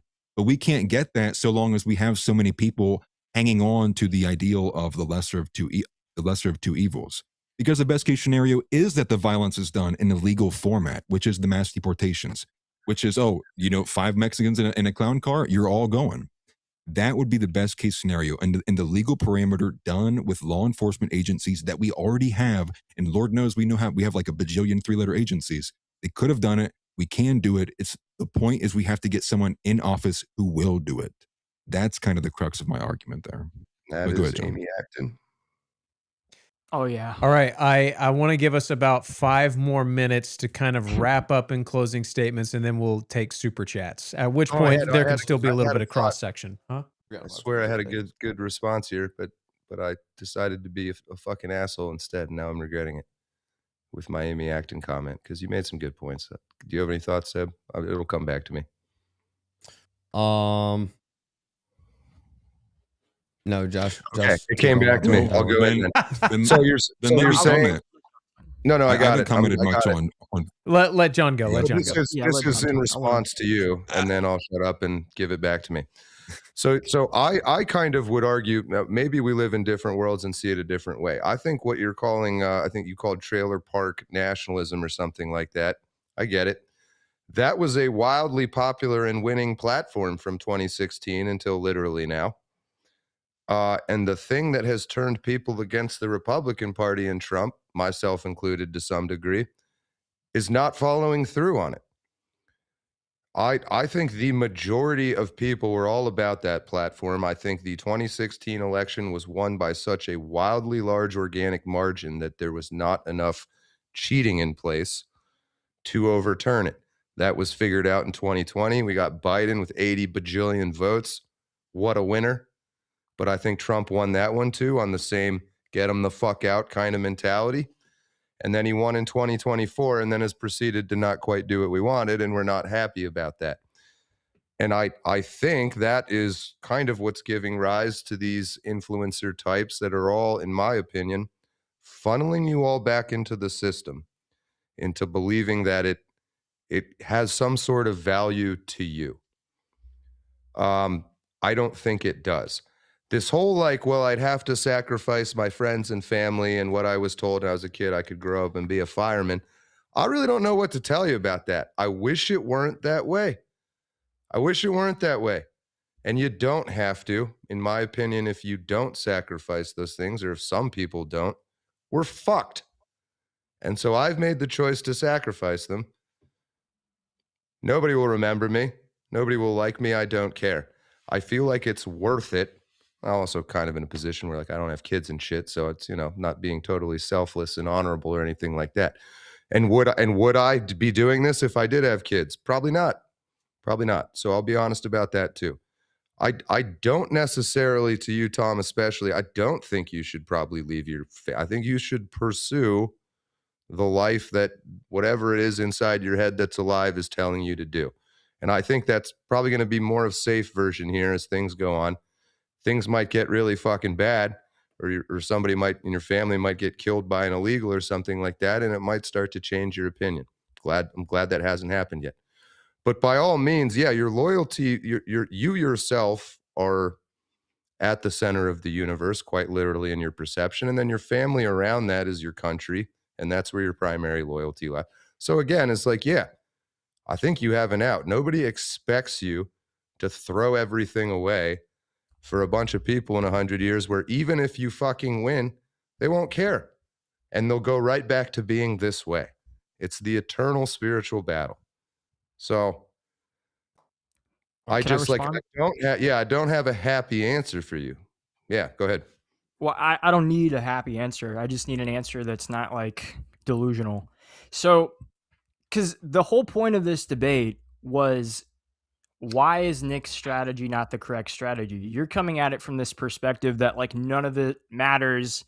It's like a totally like black-pilled perspective. We all need to just operate on a completely different way, and we just need to do all this other stuff. And it's like, dude, no young man in this country is going to like who has it all together is going to hear that and is going to be like, all right, that's what I'm going to subscribe to. The whole point of this debate was what strategy is the best. And after hearing everything, it sounds like Nick is the only one that has a coherent strategy. And that is why so many younger men are subscribing to it and they're following it. It's like you need so many things to go well for you to kind of pull this off. And to say that like I'm doing this for like my own self-interest, I'm not doing this because I want to create a better life for my kids. I've said several times to people who watch me that this is a generational fight. Nothing's going to be fixed overnight. It's a long battle. You have to sacrifice things for the future of this country if you want to take it back, but just completely like black-pilling on everything. How is that black-pilling? I don't understand. Yeah, because you guys are like saying, oh, because you brought up how like, well, voting isn't real, but then in 2016 it was a completely organic win. And then it's like, well, you gotta be okay. You gotta be okay. If they're just gonna fucking reduce it to retard, then I can't even talk to you. I'll repeat that part if you want. No, but I'm just saying let's go to closing.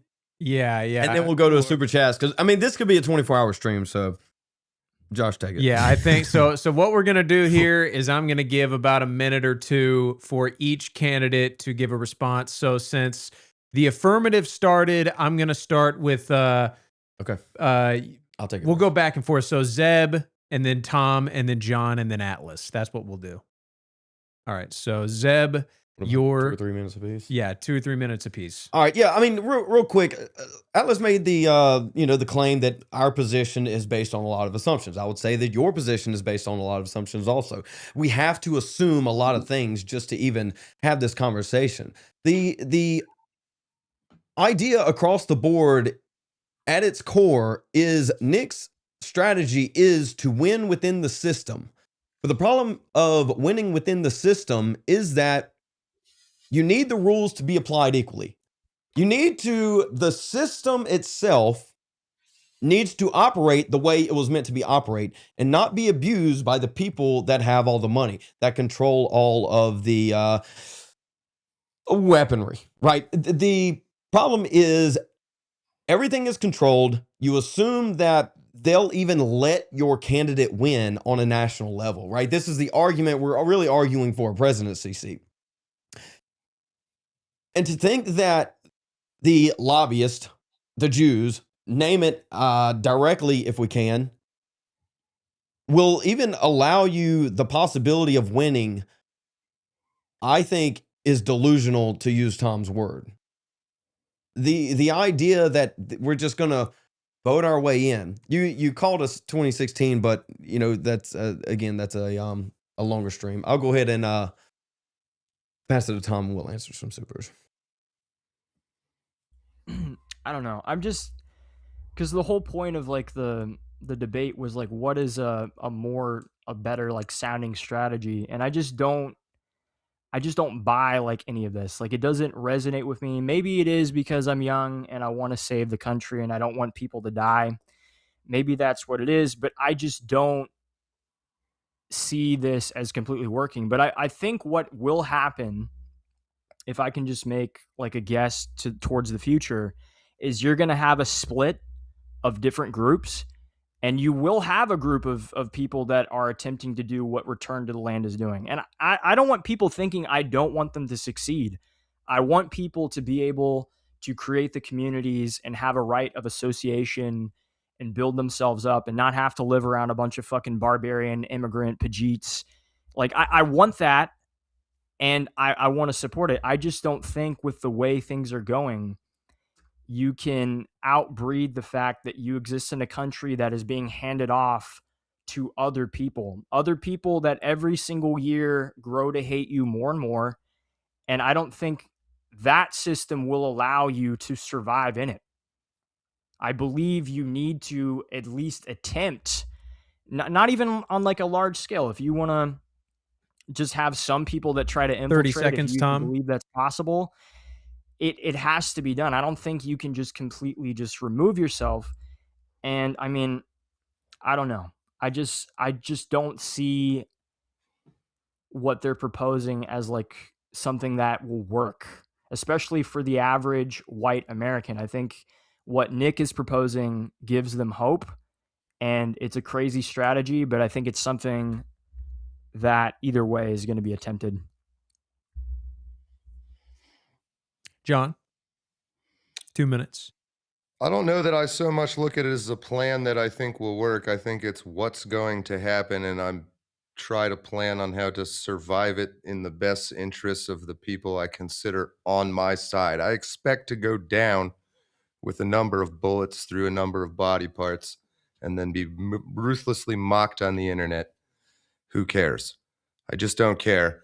I get where you're coming from. I feel like you're a little bit straw manning us into this, like we want to go either live in the woods in cabins or run down the street with battle axes. I know you're not literally saying that, but there's nuance there, and we've run out of time to explore it.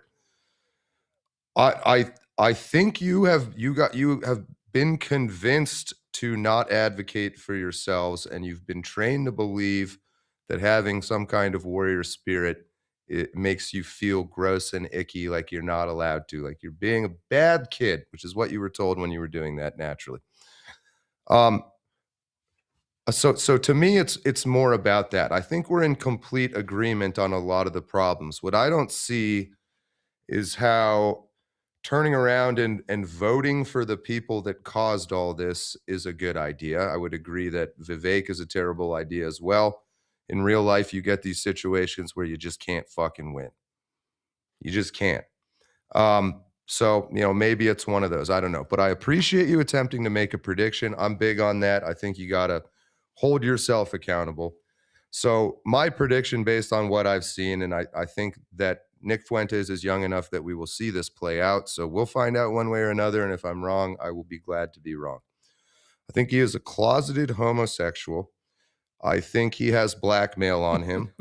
I think he is made some sort of agreement and is now being utilized to 30 seconds. lead well-meaning young men who have got a bit of fighting spirit in them enough to find Nick Fuentes. And his job, I don't know it was initially this. I think he was initially maybe being a real dude.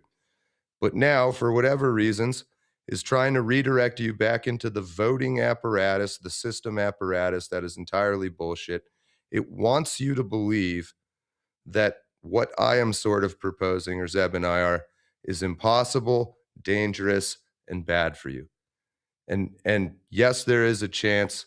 All I've ever wanted is the chance to actually go grab that battle axe and jump at a bear.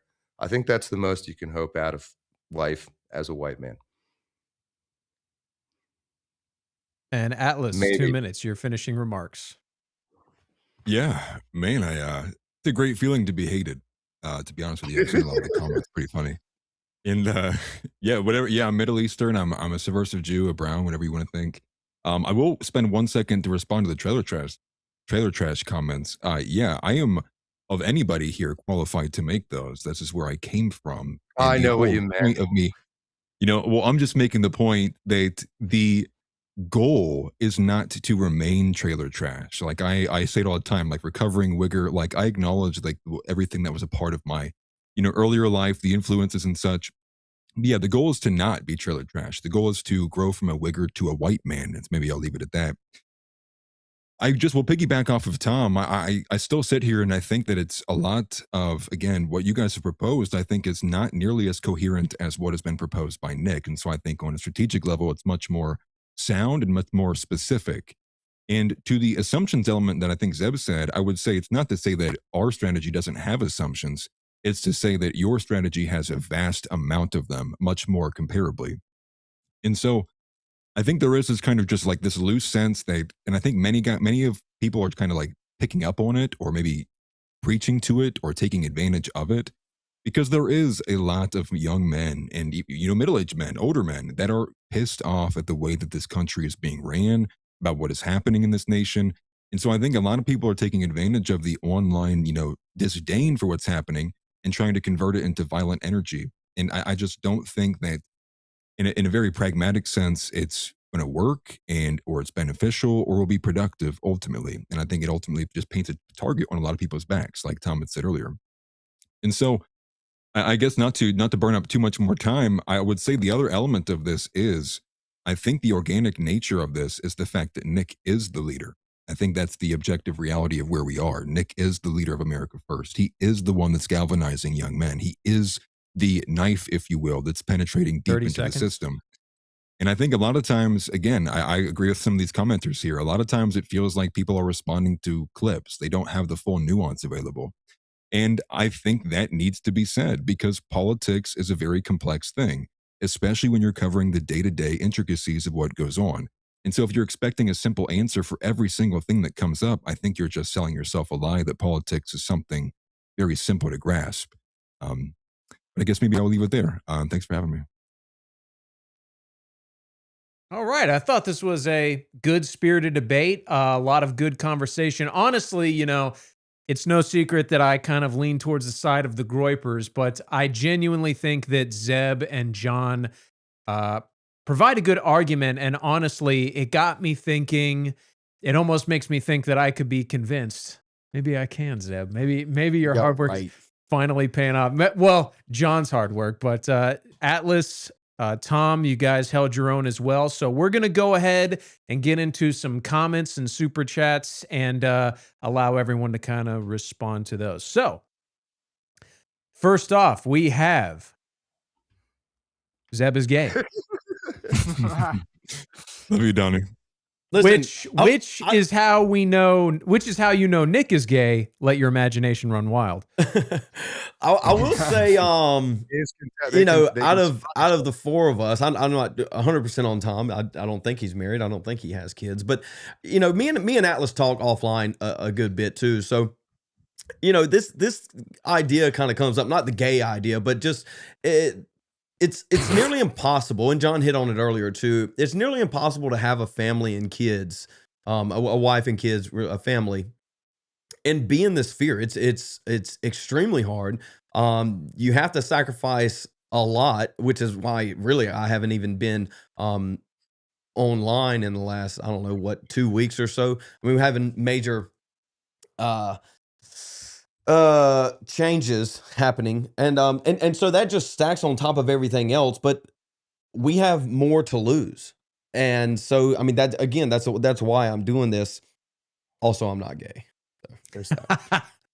Yeah. Well, I guess to just piggyback off that, I do agree. And I think there's an element inside of there, though, too, just to add a little bit more nuance, is why it's hard for me to get behind the whole, like, just get married element. I think we still need to explore reasons inside of that, why so many marriages fail. And I think that's why you can't have, again, to go back to the complex thing, you can't have very simple solutions. But I do agree with you.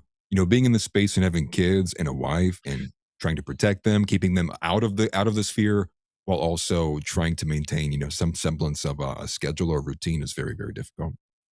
Just real quick on this topic, like name one other actually traditional family influencer that carries a sizable audience. Gavin Newsom. Yeah. How many kids does he have? Man, Well, this I should guess be Matt tipping Walsh you- comes to mind, I should be guess. Not tipping enough. you off, this should be tipping you off as to why a lot of our laws and policies seem to be written by people that don't give a fuck about families, because that's who's in charge now. Oh, Ben Shapiro. There you go. Nice, dude. Good point. Good point. Yeah, Good yeah. point. Good point. Hell yeah. Why is his successful and mine's not? What's the difference? How does he make it all work? Does that count as traditional though? Oh, I'm mashing. Oh, moving what do you? stuff, sorry. No button mashing, Zeb.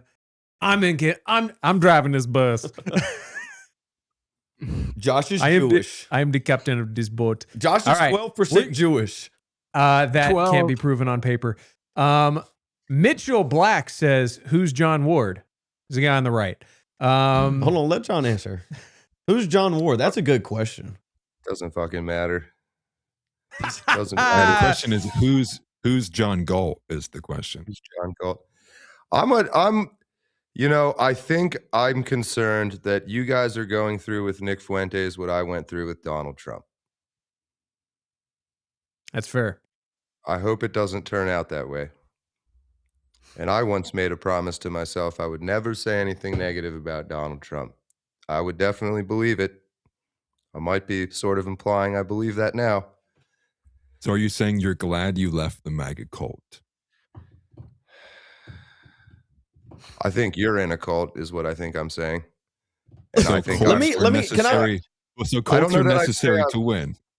Yeah. Is there an I- agreement here?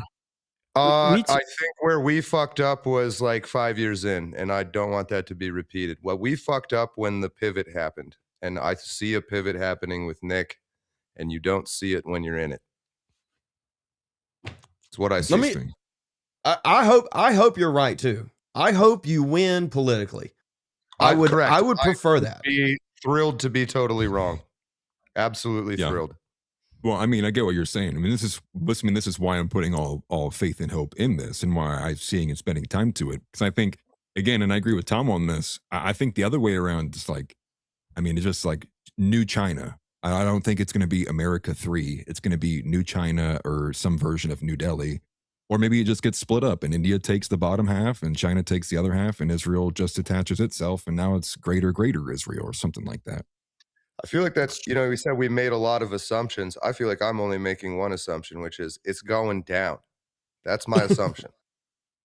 But you also think that you're going to survive? No, I Or at don't. least the I don't whites think are gonna survive? I think I said I thought I was going to end pretty quickly with bullet holes through many different parts of my body. I just accepted it. Mm. Does But it- then it's see, like that's over. the thing. Is like that. It doesn't like you. I Like, just I don't think it wanna do doesn't compute for you that I really believe that. Like, I just don't think it computes for you that that's real. I don't think it does either, John. I mean, look at anything great. I mean, We got a lot of chats to get through, guys. okay, go ahead. He's not like, an shut insult, it's not an insult, Tom. I was a giant pussy for the first half of my life.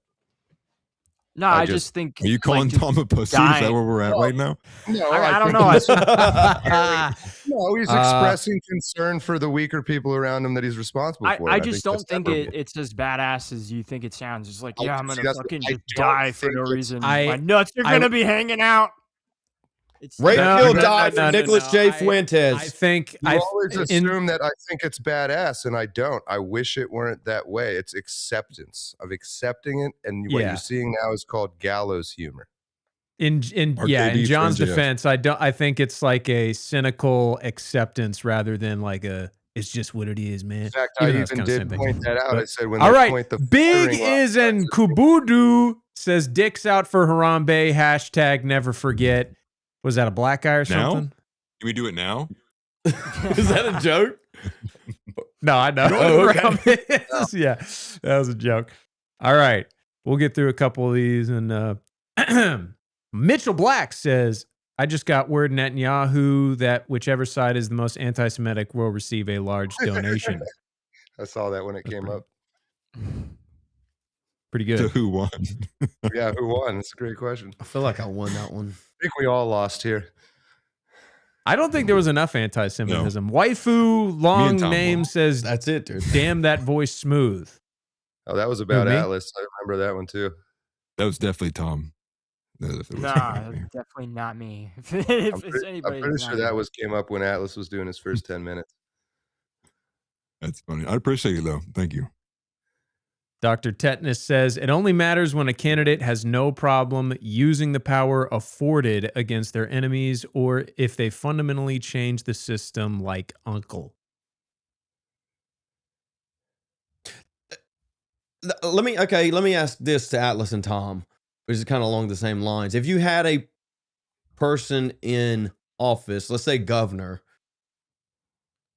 I guess it's a secession question, kind of. Would you utilize the National Guard to almost weaponize it against the invaders within the state? Oh, yeah. Yeah. Like, I mean, because if you think about like Texas, for example, their National Guard is like huge and they have like their own Navy and everything. Like it's pretty powerful if that's what you had to do to deport people. Hell yeah. So, Yeah, I mean, I would piggyback off the. Go ahead. Go ahead. Okay, well, I was just going to say I'd piggyback off the legislation, put forward by Dan McKnight in some of these different areas, which restricted heavily what the National Guard could be used for. And I would even probably try to introduce things, if I could, in whatever way I could possible to the state legislature to deputize them to the highest level possible. And also install like channels in which if ever DHS or ICE or other some entity needed help in the arena, the National Guard could be very easily called up to help with whatever was going on. So yeah, I'd deputize them to the fullest extent. And then the judge shut you down. Yeah. They might kill me first. You might have some Rowan problems. Ridge Farms. Hold on. Oh, I was Go just ahead, gonna say, John. using the Texas National Guard for deportations might not work out great for you. You gotta What? you gotta like pin them against each other. Because half of them Half of them are probably would Mexican. fucking start running away. You Oh, gotta, yeah. Need a lot of clown You got to cars. offer them $1 million a pop, and then when they push the rest out the door, you got to close the door behind them. That's the real I- self I said it. deportation. I've said it before. There's gonna be like a civil war between Indians and Mexicans. It's gonna happen. Well, would that not be That would another be element, cool. like Bro. offering Yeah. financial rewards? Like, hey, this guy's been missing for 2 weeks, $5,000 prize reward. Somebody turns him in. That's what I would be turning over and using the money for. I would turn on the Fed printer to give me money just for that, just give out payout. Yeah, but that Ooh, seems like Bottles of violent tequila. revolution to me. 2 bottles of tequila each immigrant. Dude, You guys are talking unironically, about a bring back Crime pretty violent Stoppers. plan. It's a pretty violent plan you grapers Yeah, have come up with. I don't know how I feel about this violence. But we already have like a system, right? We already have a bounty system and reward system like that. Doesn't start violent revolution. And who knows? I think it would have a response bias anyways. I think the people we who didn't- would know the immigrants would be the ones who wouldn't bring them in. It'd only be by chance if somebody kind of figured it out. I mean, if you were like using a certain group to go after Indians, there are a lot of Indians, but there's not as much as like blacks or Hispanics. You just gotta pick the bigger side, you know? It's For like, hey, now. we'll give you All right. watermelon. I feel like you're not following this to its logical conclusion at all. Like, not even trying to. All right. Rowan Ridge Farm says, anyone trying to lead a movement without a multi-generational plan built around families is a fool or an opportunist or a packer of fudge. Nick's pushing short-term fixes, calls marriage and family a chore. Do the math. Can you put it back on screen again, Josh? No. Yeah, this is kind of the ideal that I'm hesitant against, and I think I explore it with the death penalty as well. I will never get behind the death penalty so long as women judges are allowed to be judges in this country. I think that's a huge flaw. You're essentially adding an element that the woman judge can continue, irrespective of the patriarchy, be in a position that she shouldn't be in the first place, to hand down judgment that she is in no position to give nor discern with. The same thing is true of the families thing. the coalition needs to be built around like why family court is still even in existence and my Republicans won't touch it.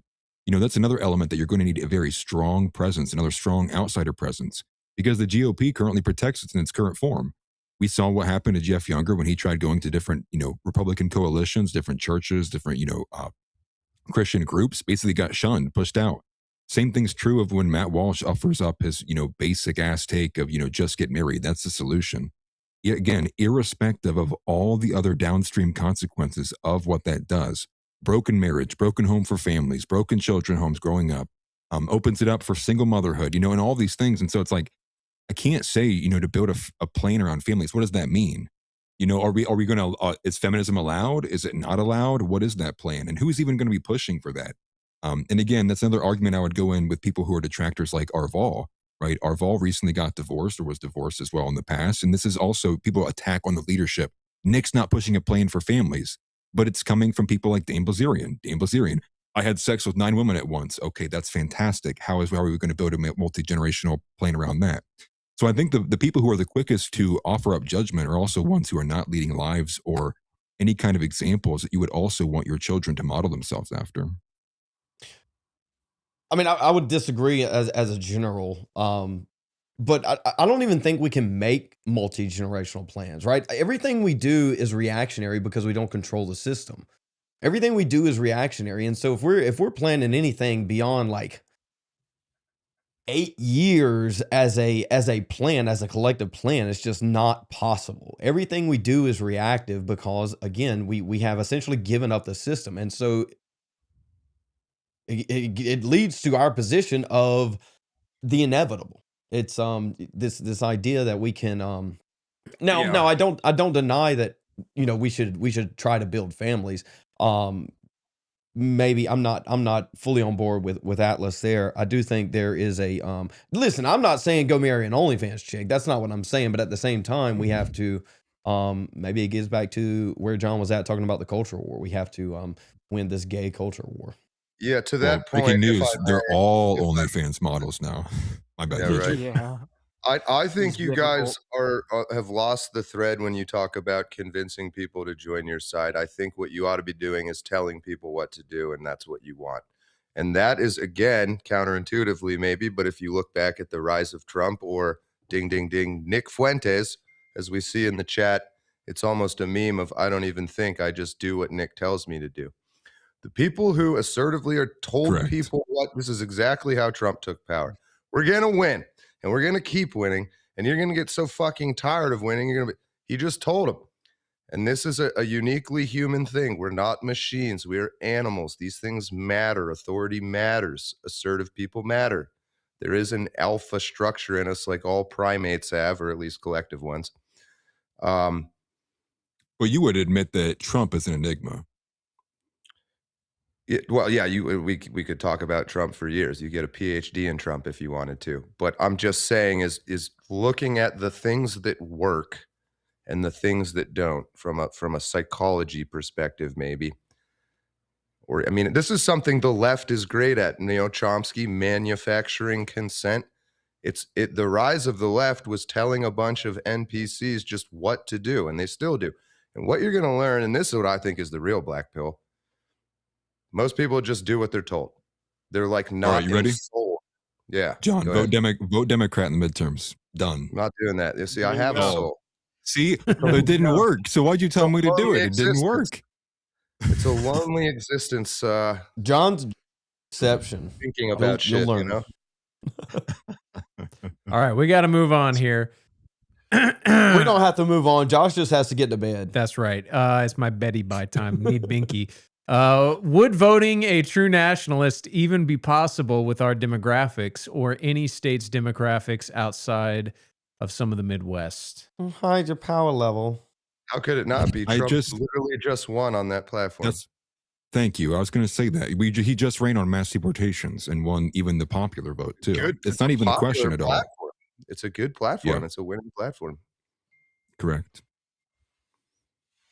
You guys, any thoughts? Yeah. I mean, Tom's been pretty quiet. Go for it.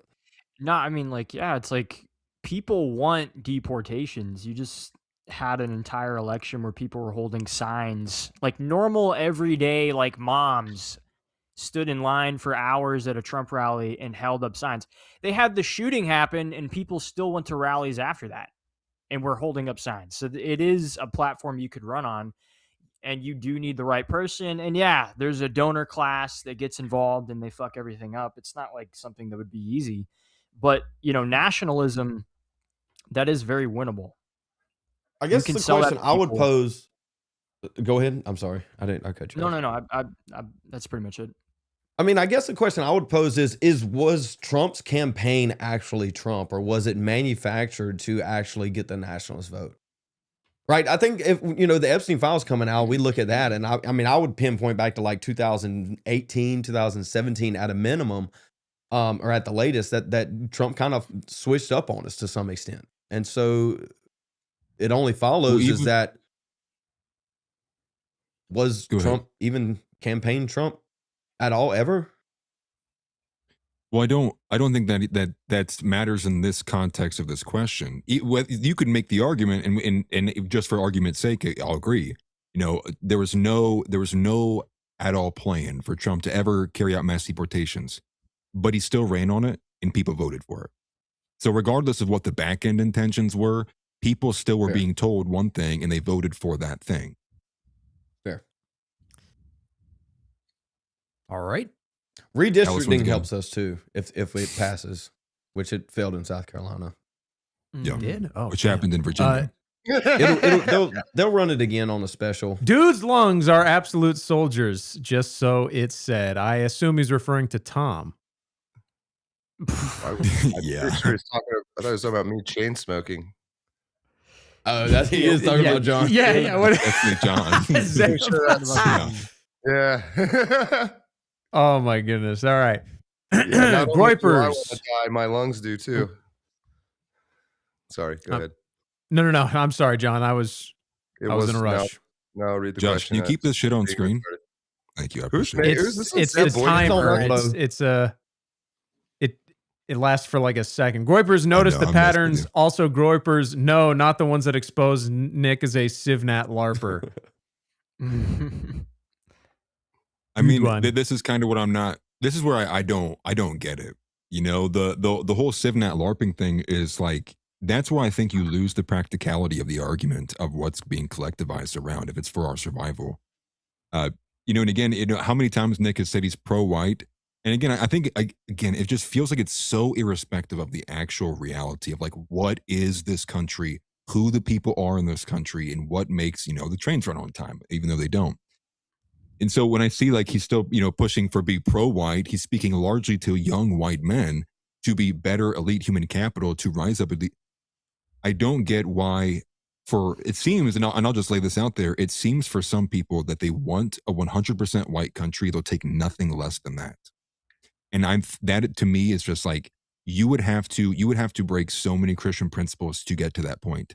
I think getting to an 80%. I don't think that's necessarily the case. I mean, he's jokingly or not, he said he gave up on immigration the other day, and even beyond that, this constant alliance with Sneeko, whatever that Soleimani guy is, right? This Christian Muslim alliance, this alliance with Kanye.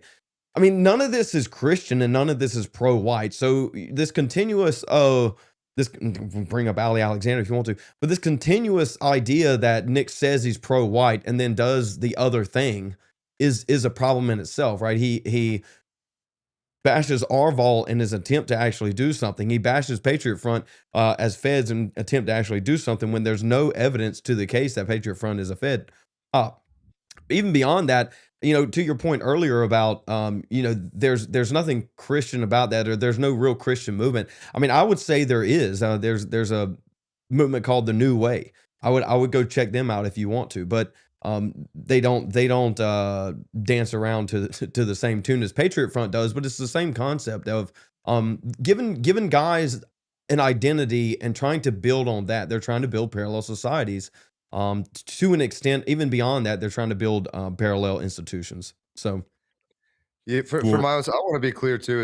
I don't believe that the white thing is maybe more a Zeb thing than me. I would accept it as like maybe a necessary component of a functional society. I do care about it. I think it's so far down the road of shit we need to care about. And yeah, I'll do the fucking classic thing where it's like, yeah, I've run into people that aren't white that are great allies, but I have. Sure, you have too. Well, ideology is just that. It's shooting for something that is the idealistic. No, And, so I was actually mostly in agreement with Nick Fuentes up until recently. I don't know if I was clear about that either. My problem with him started with what I perceive as him switching.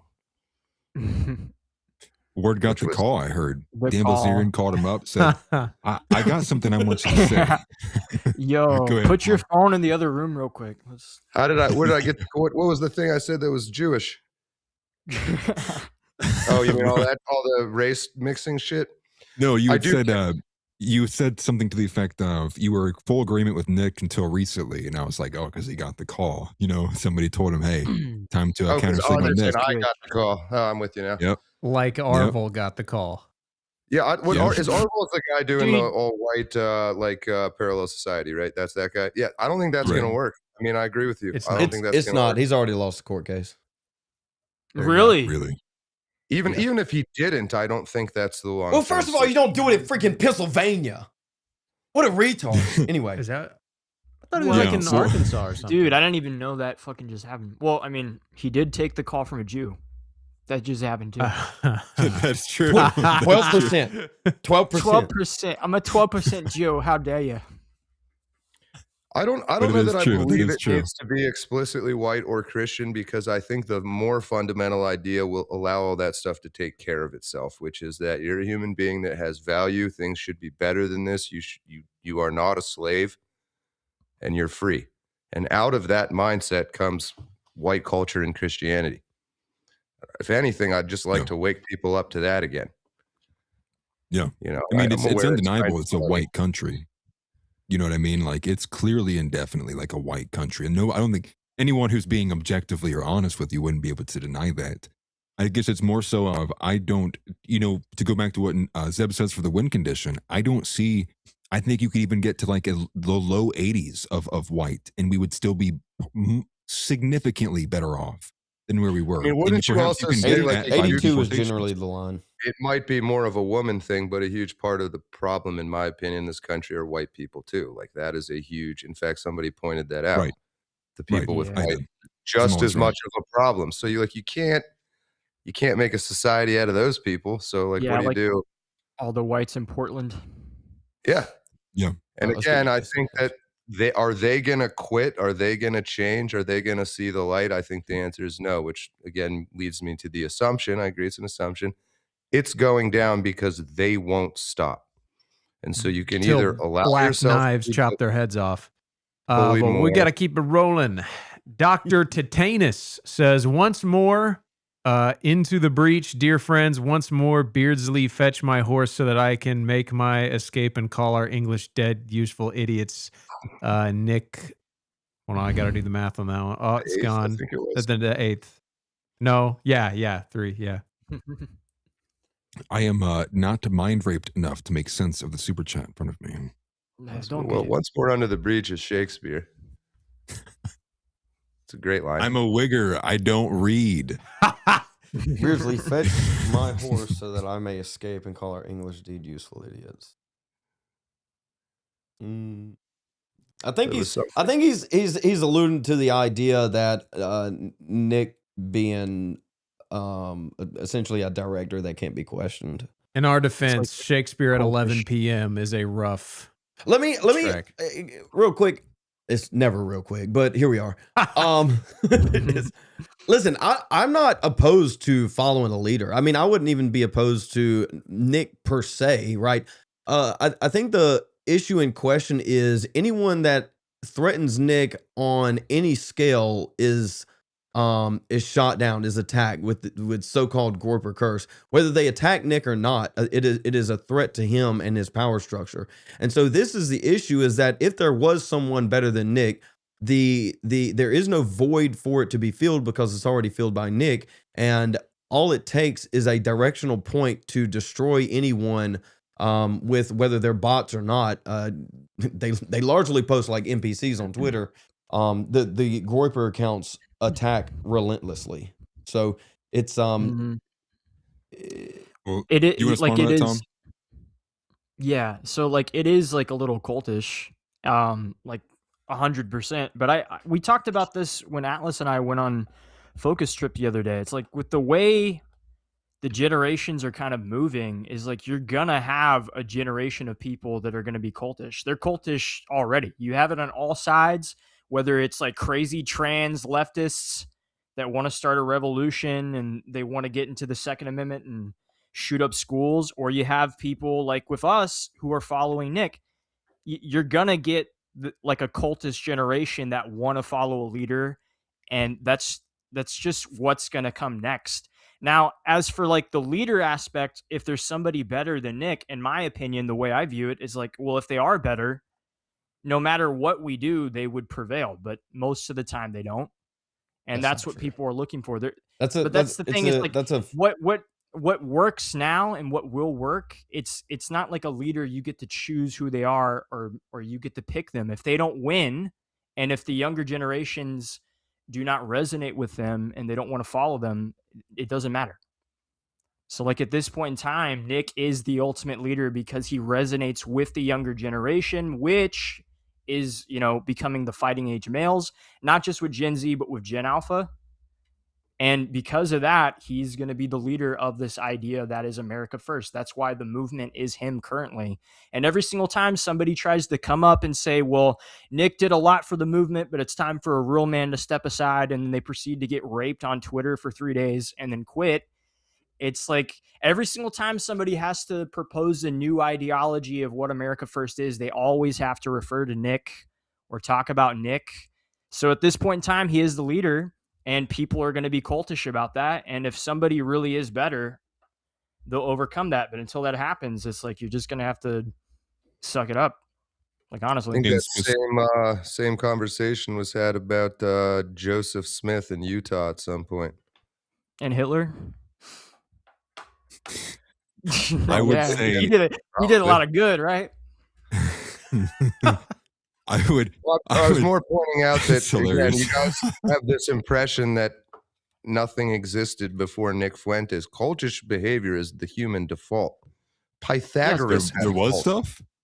He's not the center of the universe. You're telling me this for the first time. No, we don't live in No. a time that makes us predisposed to cultish behavior. We just are always predisposed to cultish behavior. Like I said, I Definitely. was in a Trump cult for sure. Well, I would be very specific to reference what Zebed posed, which is, anybody that's a threat, Nick has to coordinate against them.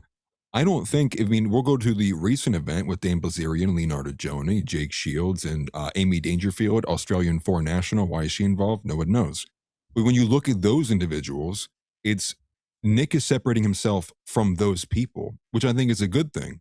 And I think Zeb would agree with this. He calls Nick a moderate all the time. That's perfect. Because now when they point to Nick, they now also have to point to a group further to the right than him. And now what it's done is it's shown that Nick has moved closer to what is more acceptable inside the Overton window. And I think that's a good thing. I think that means he's more politically expedient. He's more politically palpable for what is going on in the current system. So when he separates himself from Dan Bilzerian, Jake Shields, Leonardo Joni, and he makes it, ostensibly that their one singular issue is Jews bad, let's go blow up Israel, especially if you look at Dan Bilzerian. I don't know if you could say that for the other two. That is kind of shaping that position to be, there is a faction of people who only think the Jews do everything. And I think he had a great point on the Crowder thing earlier when Crowder brought up, well, Amy Acton is Jewish. But Nick said, he's like, well, this is kind of the point. I'm glad you brought that up because there's more at play here than the Jewish question. It's not to say the Jewish question isn't important, but it is to say there are other factors and elements that involve themselves in our political ecosystem that is outside of Israel. Like and something a Jew would say. 12%. Here we Listen, are. I agree. I agree entirely. Here's the problem is that if you're going to make that case, then you have to. This could be all built up. Me and John talked for like 2 seconds before all this said, and we basically came to the conclusion that I say it all the time. Everyone's a Fed except me, right? We both hold that Nick is at a minimum compromised. And this idea that Dan Bilzerian is also some informant is not beyond the realm of possibility. I would even say probably to some extent. Yes, I And never so got the this is chance what we're to say dealing with. It's like, okay, a ridiculous person. Yeah, go ahead. Sorry. we need each other to an extent, right? You need us to push the Overton window so that you retain inside the Overton window. This is that Nick should recognize That's a this. good This is what the point. left does all the time. This is a ratchet strap strategy. So instead of cutting it at the kneecaps, let it play out a little bit. Let Dan Bilzerian rule the ratchet strap out. Let it go. Take on Randy Fine. Let it all blow up, dude. And then reel it back in. But that's never going to happen because Nick feels threatened by some people that probably Dan shouldn't threaten attacked him first. He's the one who called all those people and was like, hey, I'm going to make a post calling him a Fed. And hey, Arval, make sure you make a 30-minute video disavowing him when I get all my friends on Twitter to talk shit. That's think fucking all of fair this game started for with Nick Casey. to stand up for himself. I don't really, I think what's off-putting to older people, and I don't expect you to like respect older people. I didn't. So don't like, I'm saying I'm right and you should agree with me, but I'm just saying is I don't fucking care who said what first. I'm not a 10-year-old girl. You know what I mean? It's like, I don't care who called out who first. I think Zeb made a good, like Bilzerian and Casey Putsch too. You can make the argument that they have shifted the Overton window. They've opened up the door for the kind of candidate you guys want. And 2 years or 4 years is not a very long time for change on a society-wide scale. I want to say one other thing too quick. I have no argument that Nick Fuentes is the leader of America First, and I see that expressed a lot. Like there's this impression that we're challenging his leadership of that group. I think we all, at least I think he is the leader of that group, and 100%, for better or worse, he's the one. So we'll see what happens. Well, I mean, Yeah, I think the term is largely thrown around like it only means the thing it means for the person that is using it at the time to an extent. But yeah, they're just. Correct me if I'm wrong. That seems to be a point of contention with the Groypers. Is there people out there saying that Nick is not the leader of American First? I didn't even know that. Well, so this is part of where Amy Dangerfield and Dan Yes. Bilzerian come in at, which is they are saying that Nick's not doing enough. You know, America First United, which was largely orchestrated by Dangerfield with the help of Dan Bilzerian. Okay. You know, when they ran the New York Times article, they quoted Dangerfield as saying, you know, America First needs to be bigger than what Nick is doing, kind of taking shots at the fact that all he does is podcasting, which is, again, it's irrespective. It's like if you talk to Amy Dangerfield, her life must have started in December of 2025. You know, how many AFPACs were there? Nick has done events in the past. And I think it's with the recent events of violence, he's kind of held back. It's like, maybe we'll wait a little bit. Maybe we'll see what happens in the public. And I think that's not a unreasonable thing to say, especially when there was a killer who did show up to his house fully intent on killing him. And then only for weeks later, some random Jewish woman showing up at his house. It's cooled down from then a little bit since, but I think there's reasoning inside of there. But also to make the point too, which is they are attempting a kind of a hostile takeover. But I get what you're saying about, you know, Arval and pushing the Overton window, but that's why Nick also has to separate himself. Because if he was to support them, Nick would be thrown in that bunch. There'd be no visible like schism shown. Because what he's trying to really establish is that he is a separate entity from what they are doing. And well, I think why can't he that. just say something version of what I'm saying, which is just a middle ground? I mean, I feel like this is fallacy of the excluded middle. Like, hey, I don't back or endorse Casey Putsch or Dan Bilzerian, but I appreciate that they're entering into the conversation certain things. Some of it's fucking retarded. Like I just said, I'm not backing or endorsing them. But this is, there is a middle ground between that and a Democrat or a Zionist. But that, again, is irrespective of what actually happened. You know, Casey, again, you said you don't care about who started it. Well, Nick was hands off the majority of the time. He avoided it, right? He kept it at arm's length. He treated the same way with Fishback, right? Avoiding to endorse to either whether it would hurt or help the candidacy. And what even started it was that a super chatter asked Nick, because Nick was not making Casey a point of his show. He hadn't decided yet, ultimately. And so he responds to a super chatter because a super chatter paid 20, 30, 40, 50 bucks for Nick to answer a question. He answers it in a 30-second clip, and that's what became ground zero for all of this. And so, you know, Casey, and we even have evidence after the fact, right? I think there's 2 notable staffers said that for, you know, all these different accusations. I don't know if Casey's going to sue them under the NDA, But you have one staffer basically saying that Casey was so desperate to get Nick's endorsement, he was trying to get random kids, random young people to go get the endorsement form or to reach out to him. You also have another staffer saying that Casey was literally like just like an asshole. He wasn't even attempting to use the social media team that was given to him. He was trying to do all of the tweets himself. You also have the element of the fact that he entered the race late. I think there was a lot of reasons why you wouldn't support Casey Push. I mean, when I looked at just the Bowling Green polling data from 2025, there's 4 reports quarterly, I do believe, or no, it's thirds. It's in thirds, so there's 3 of them in 2025. You get to 26, and then Casey's only on one of those top line analyses, and it's the very last one. Casey was not hardly even present in that entire race against, I would say, arguably the most daunting candidate of any governor race that was happening. Vivek Ramaswamy has all of the money. Zeb said it earlier, right? Billions endorsement behind him. He's an extension of the Teal network. And on top of that, what you have is he has all of the word of mouth endorsement. Trump had already endorsed him, and he'd been in the race for a long time. So Casey went up against like a strong opposition, and he started extremely late, so late to the point that many staffers didn't even think he would be on the ballot.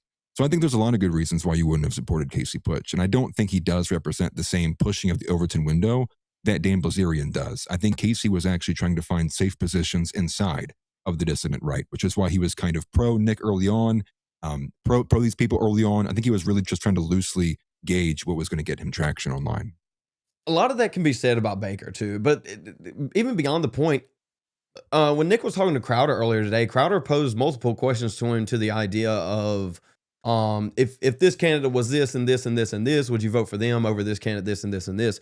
And basically what it boiled down to is Nick saying, no, I'm not going to advocate anyone except for the singular person that I'm going to put into place for office. That's essentially what it boiled down to. If they don't go through me, I'm not going to endorse him. At the end of the day, that's what he was essentially saying. I don't know if you would disagree with that, but that's where he was at. And so it's almost to the point now is if we're glazing Hitler for 10 years and Hitler ran for office, will we endorse him? It almost seems like the answer would be no. Well, dude, when Steven Crowder was asking him the questions, the reason he kept saying no is because it was like, hey, I'm for all these things you like, but I'm also for waiting 3 months on the war with Iran. And is it possible for us to want to bomb Iran without Israel's involvement? And it came back to the fact that it's no, like the only reason we're there is because of Israel. And so that's why he kept saying no, is because it's like, I agree. The positions that Crowder was pushing were absurd. It was flipped on his head. I would have said no too. Yeah. But the follow-up from Nick was essentially, there's no candidate that I'm going to endorse to an extent, except for this one guy that I've got coming. Just wait. I really got somebody coming. Just wait. Well, what I would add on top of that is I'm pretty sure, now fact check me if I'm wrong, but I'm positive he said the words verbatim, I have a candidate in mind.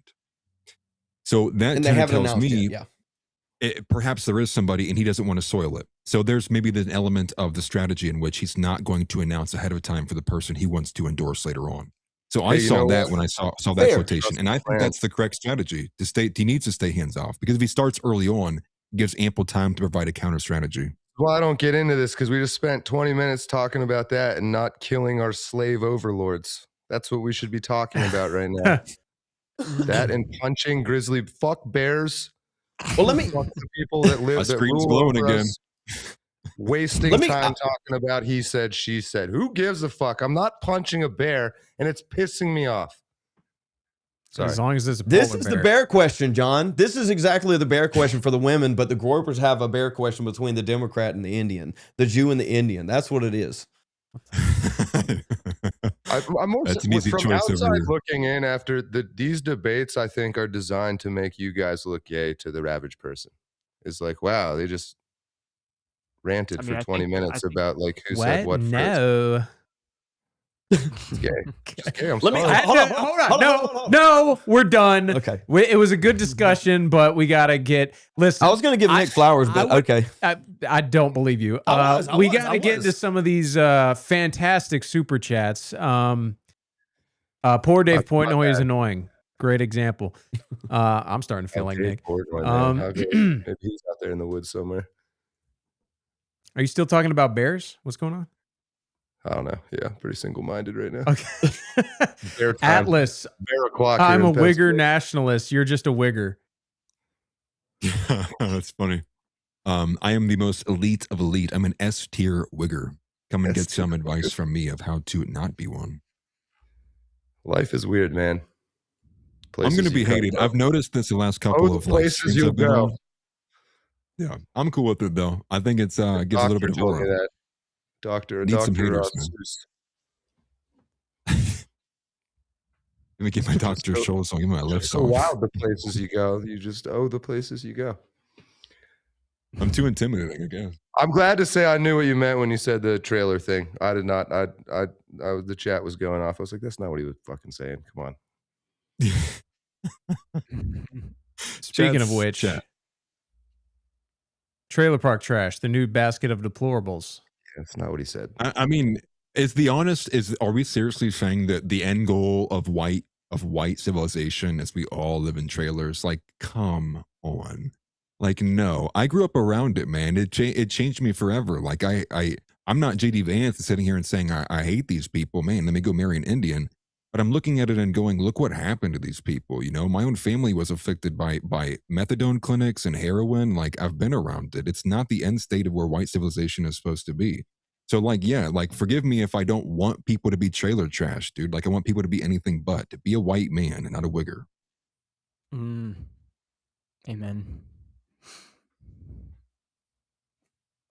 I want to like build shit, dude. That's what I want us to do. I want to build a trailer park full of bears. A glorious trailer park with gold. I can't take John serious, man. I like John. What if we get to heaven and it's just trailers? Yeah, What if I got a story trailer? Oh, yeah. What if it's me? What if the pearly gates open and I'm like, surprise? Before I've always been with you. Haven't you noticed? Hitler and Epstein are there. On the beach, there was only one set of footprints, and then the bear prints we were following. All right, I'm done. We just gotta listen. Your discussion is way better than the super chats. We're just gonna burn through them. Respond in a second. If Nick can squat 200 below parallel, okay, Nick's skinny twink. It's a great comment. To see Nick's ass cheeks flex. That is gay. Oh, Dr. Tetanus is a homosexual confirmed. Parroted cash feds bullshit. Done.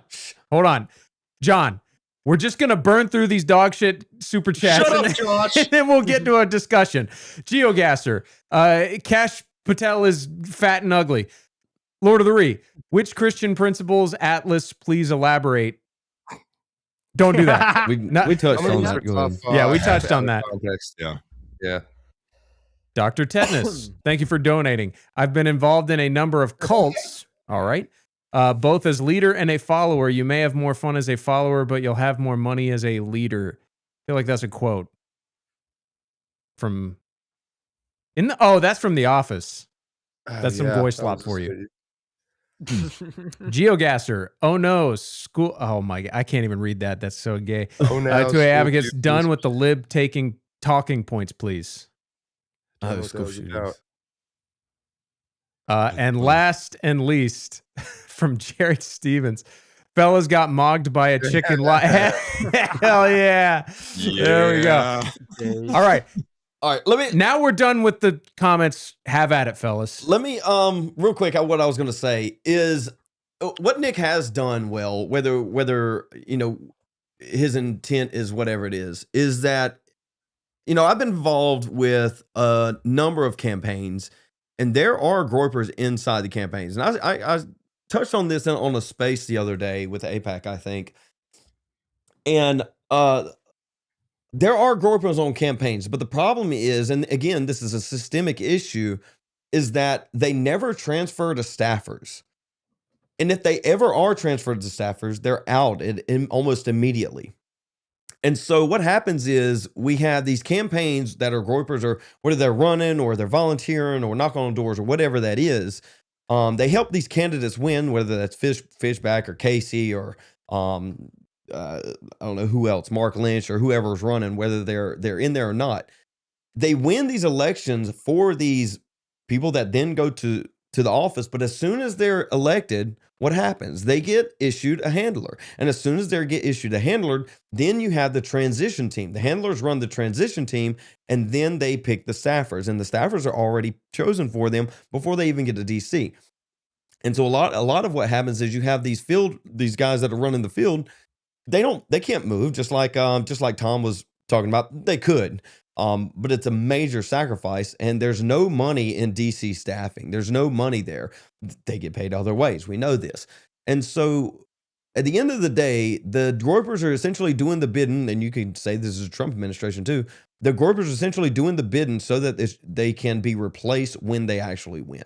And so there's no process for this to be fixed that I know of outside of preemptively preparing yourself via contract. But I don't think many people even have the knowledge that this is going to happen or the ability to build a contract in which they are on the transition team to staffer, if that makes sense. It's a little bit more inside baseball than necessary, but Well, we talked about this, right? When it was I forget what it was, might have been the Wall Street Journal, because it was recently they publicized it in California.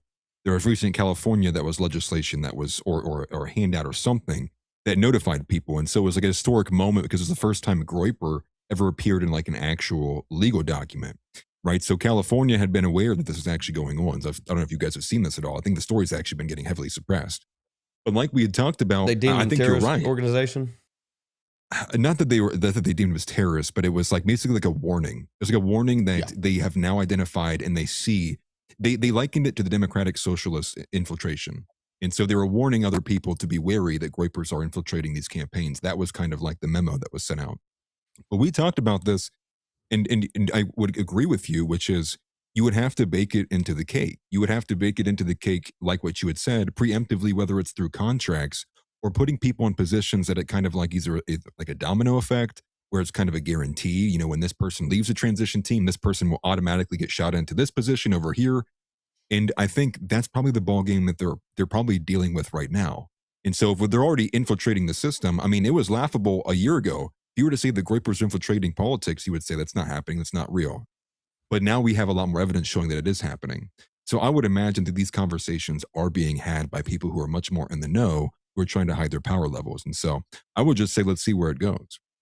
Also, last year they had this one study that staffers that are actually like in Washington DC already for conservatives, it's like estimated about like 30% of them are Groypers.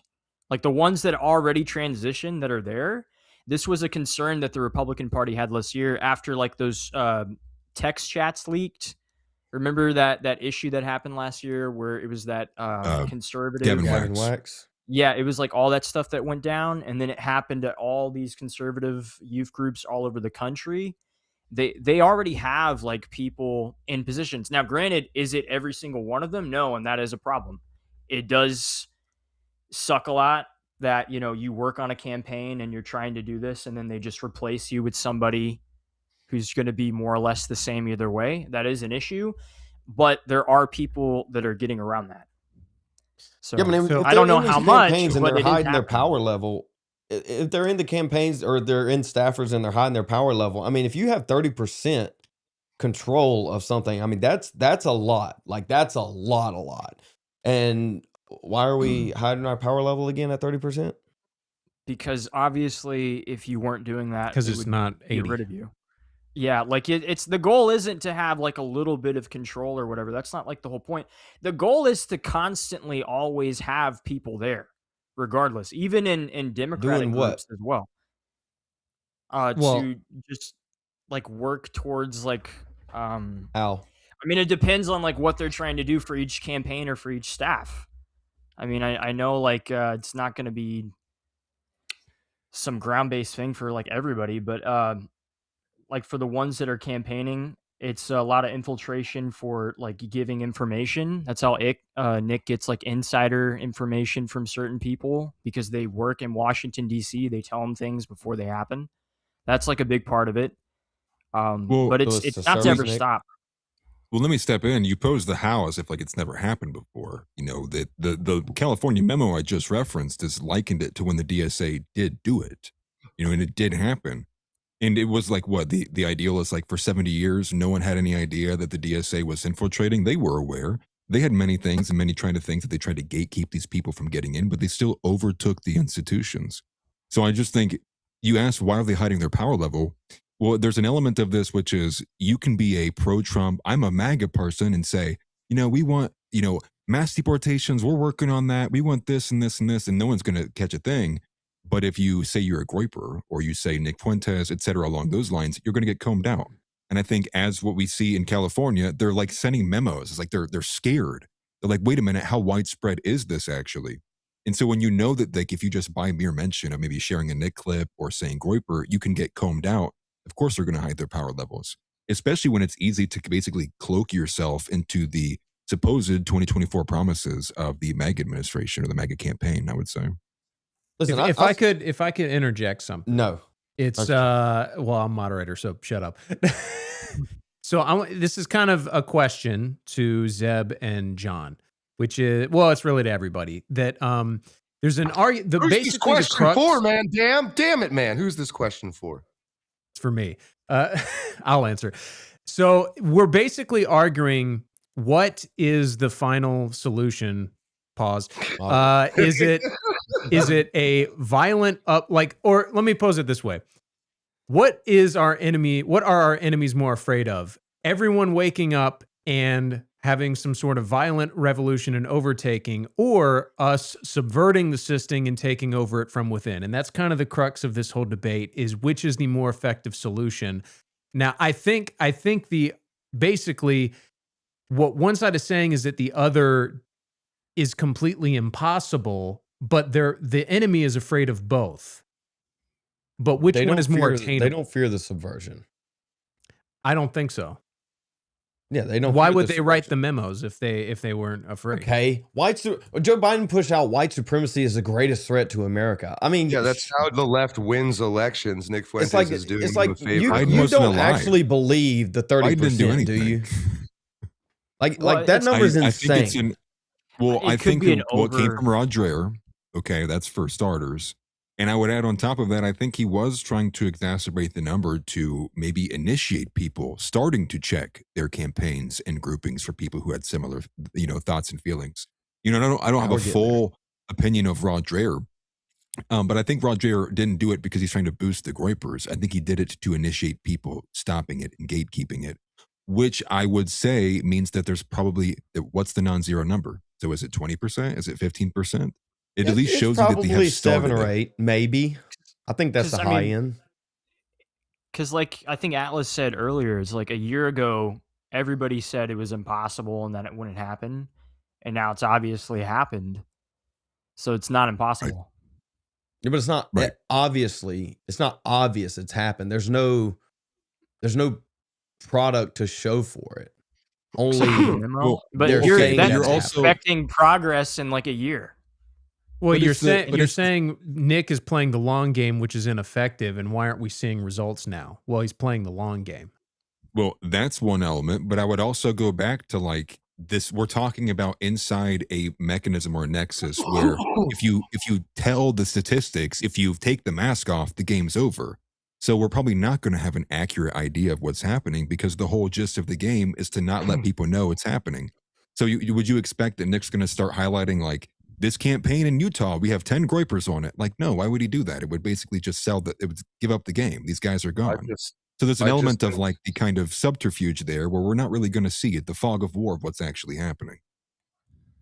I question the mindset of someone who looks at any obstacle whatsoever and their initial thought is to subvert it rather than to punch it in the face.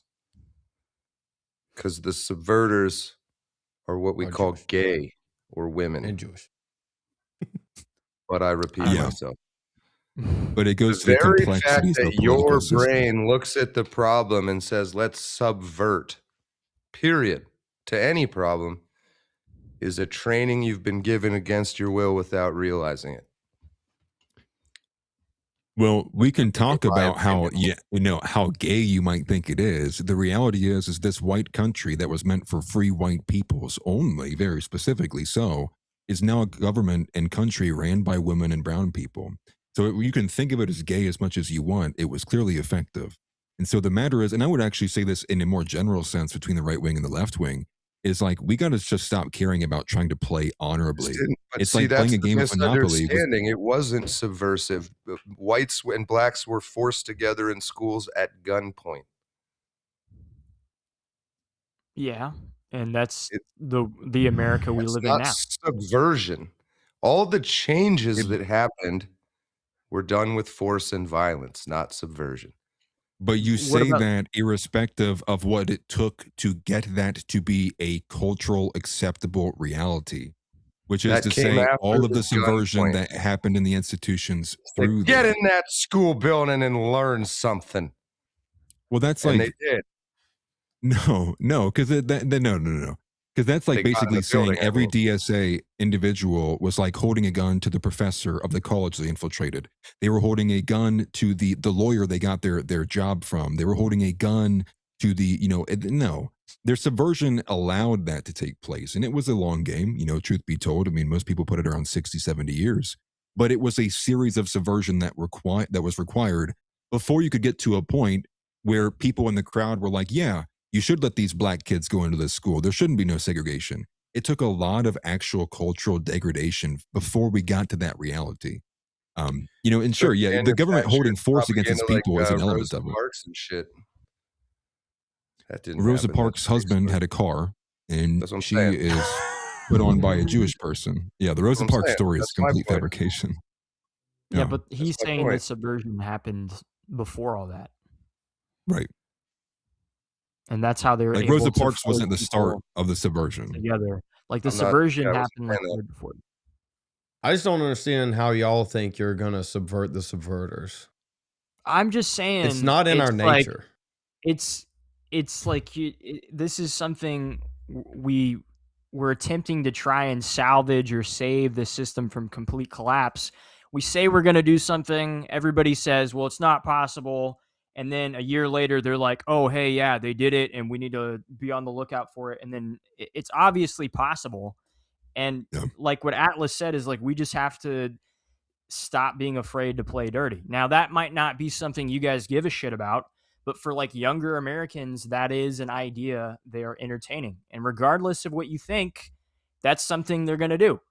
So No, what this is I'm actually saying is that we went through this exact thing as supporting Trump as part of the whole fucking meme team and all of that is like, oh, let's fucking not counter signal Trump because we don't want to make anybody angry and we want to, we got to be clever here and get inside all these institutions and take them over. did Trump Didn't win? work. Not in 2020. He did John not. said it so nice he could say it twice. Yeah, am I debating Chuck right now? Sounds like it. Yo, Chuck, are you there? Well, Are you like there I with said us? earlier, is the one nice thing about all this is we're gonna find out one way or another. So Chuck, if and you I can would hear say- me, please save us. Yeah. yeah. Well, and I think that's where me and Tom are at, which is we're gonna do our absolute damnedest to do everything we you can are to do gonna it in a think pathway you're that's not doing going to this throw the country for a loop. incremental change, and when you're gonna realize 10 years later is that they were doing it to you. Guarantee it. I think that's I better think than that's- me Now- just wanting to just die from execution with my nuts hanging out, dog. Now, You now, just gotta John, understand that mentality without thinking it means someone wants to die. You just What can't the get it. hell? I think. But But think John, it's a I think- fallacy because if now What that was we know that? the game, because we know the Whoa. game now, right? Like it's kind of more out in the open. So I think when you post something like that, like the subverters are going to subvert you, it's like, no, I think the game's a lot more transparent now. It's the same way with women behavior. 50 years said the ago, men could same tell themselves things, they man. love women. Men can't do that anymore because women's behavior is a lot more transparent. We have a lot of problems going on because of the transparency of that. It's not to say that certain things are permanent.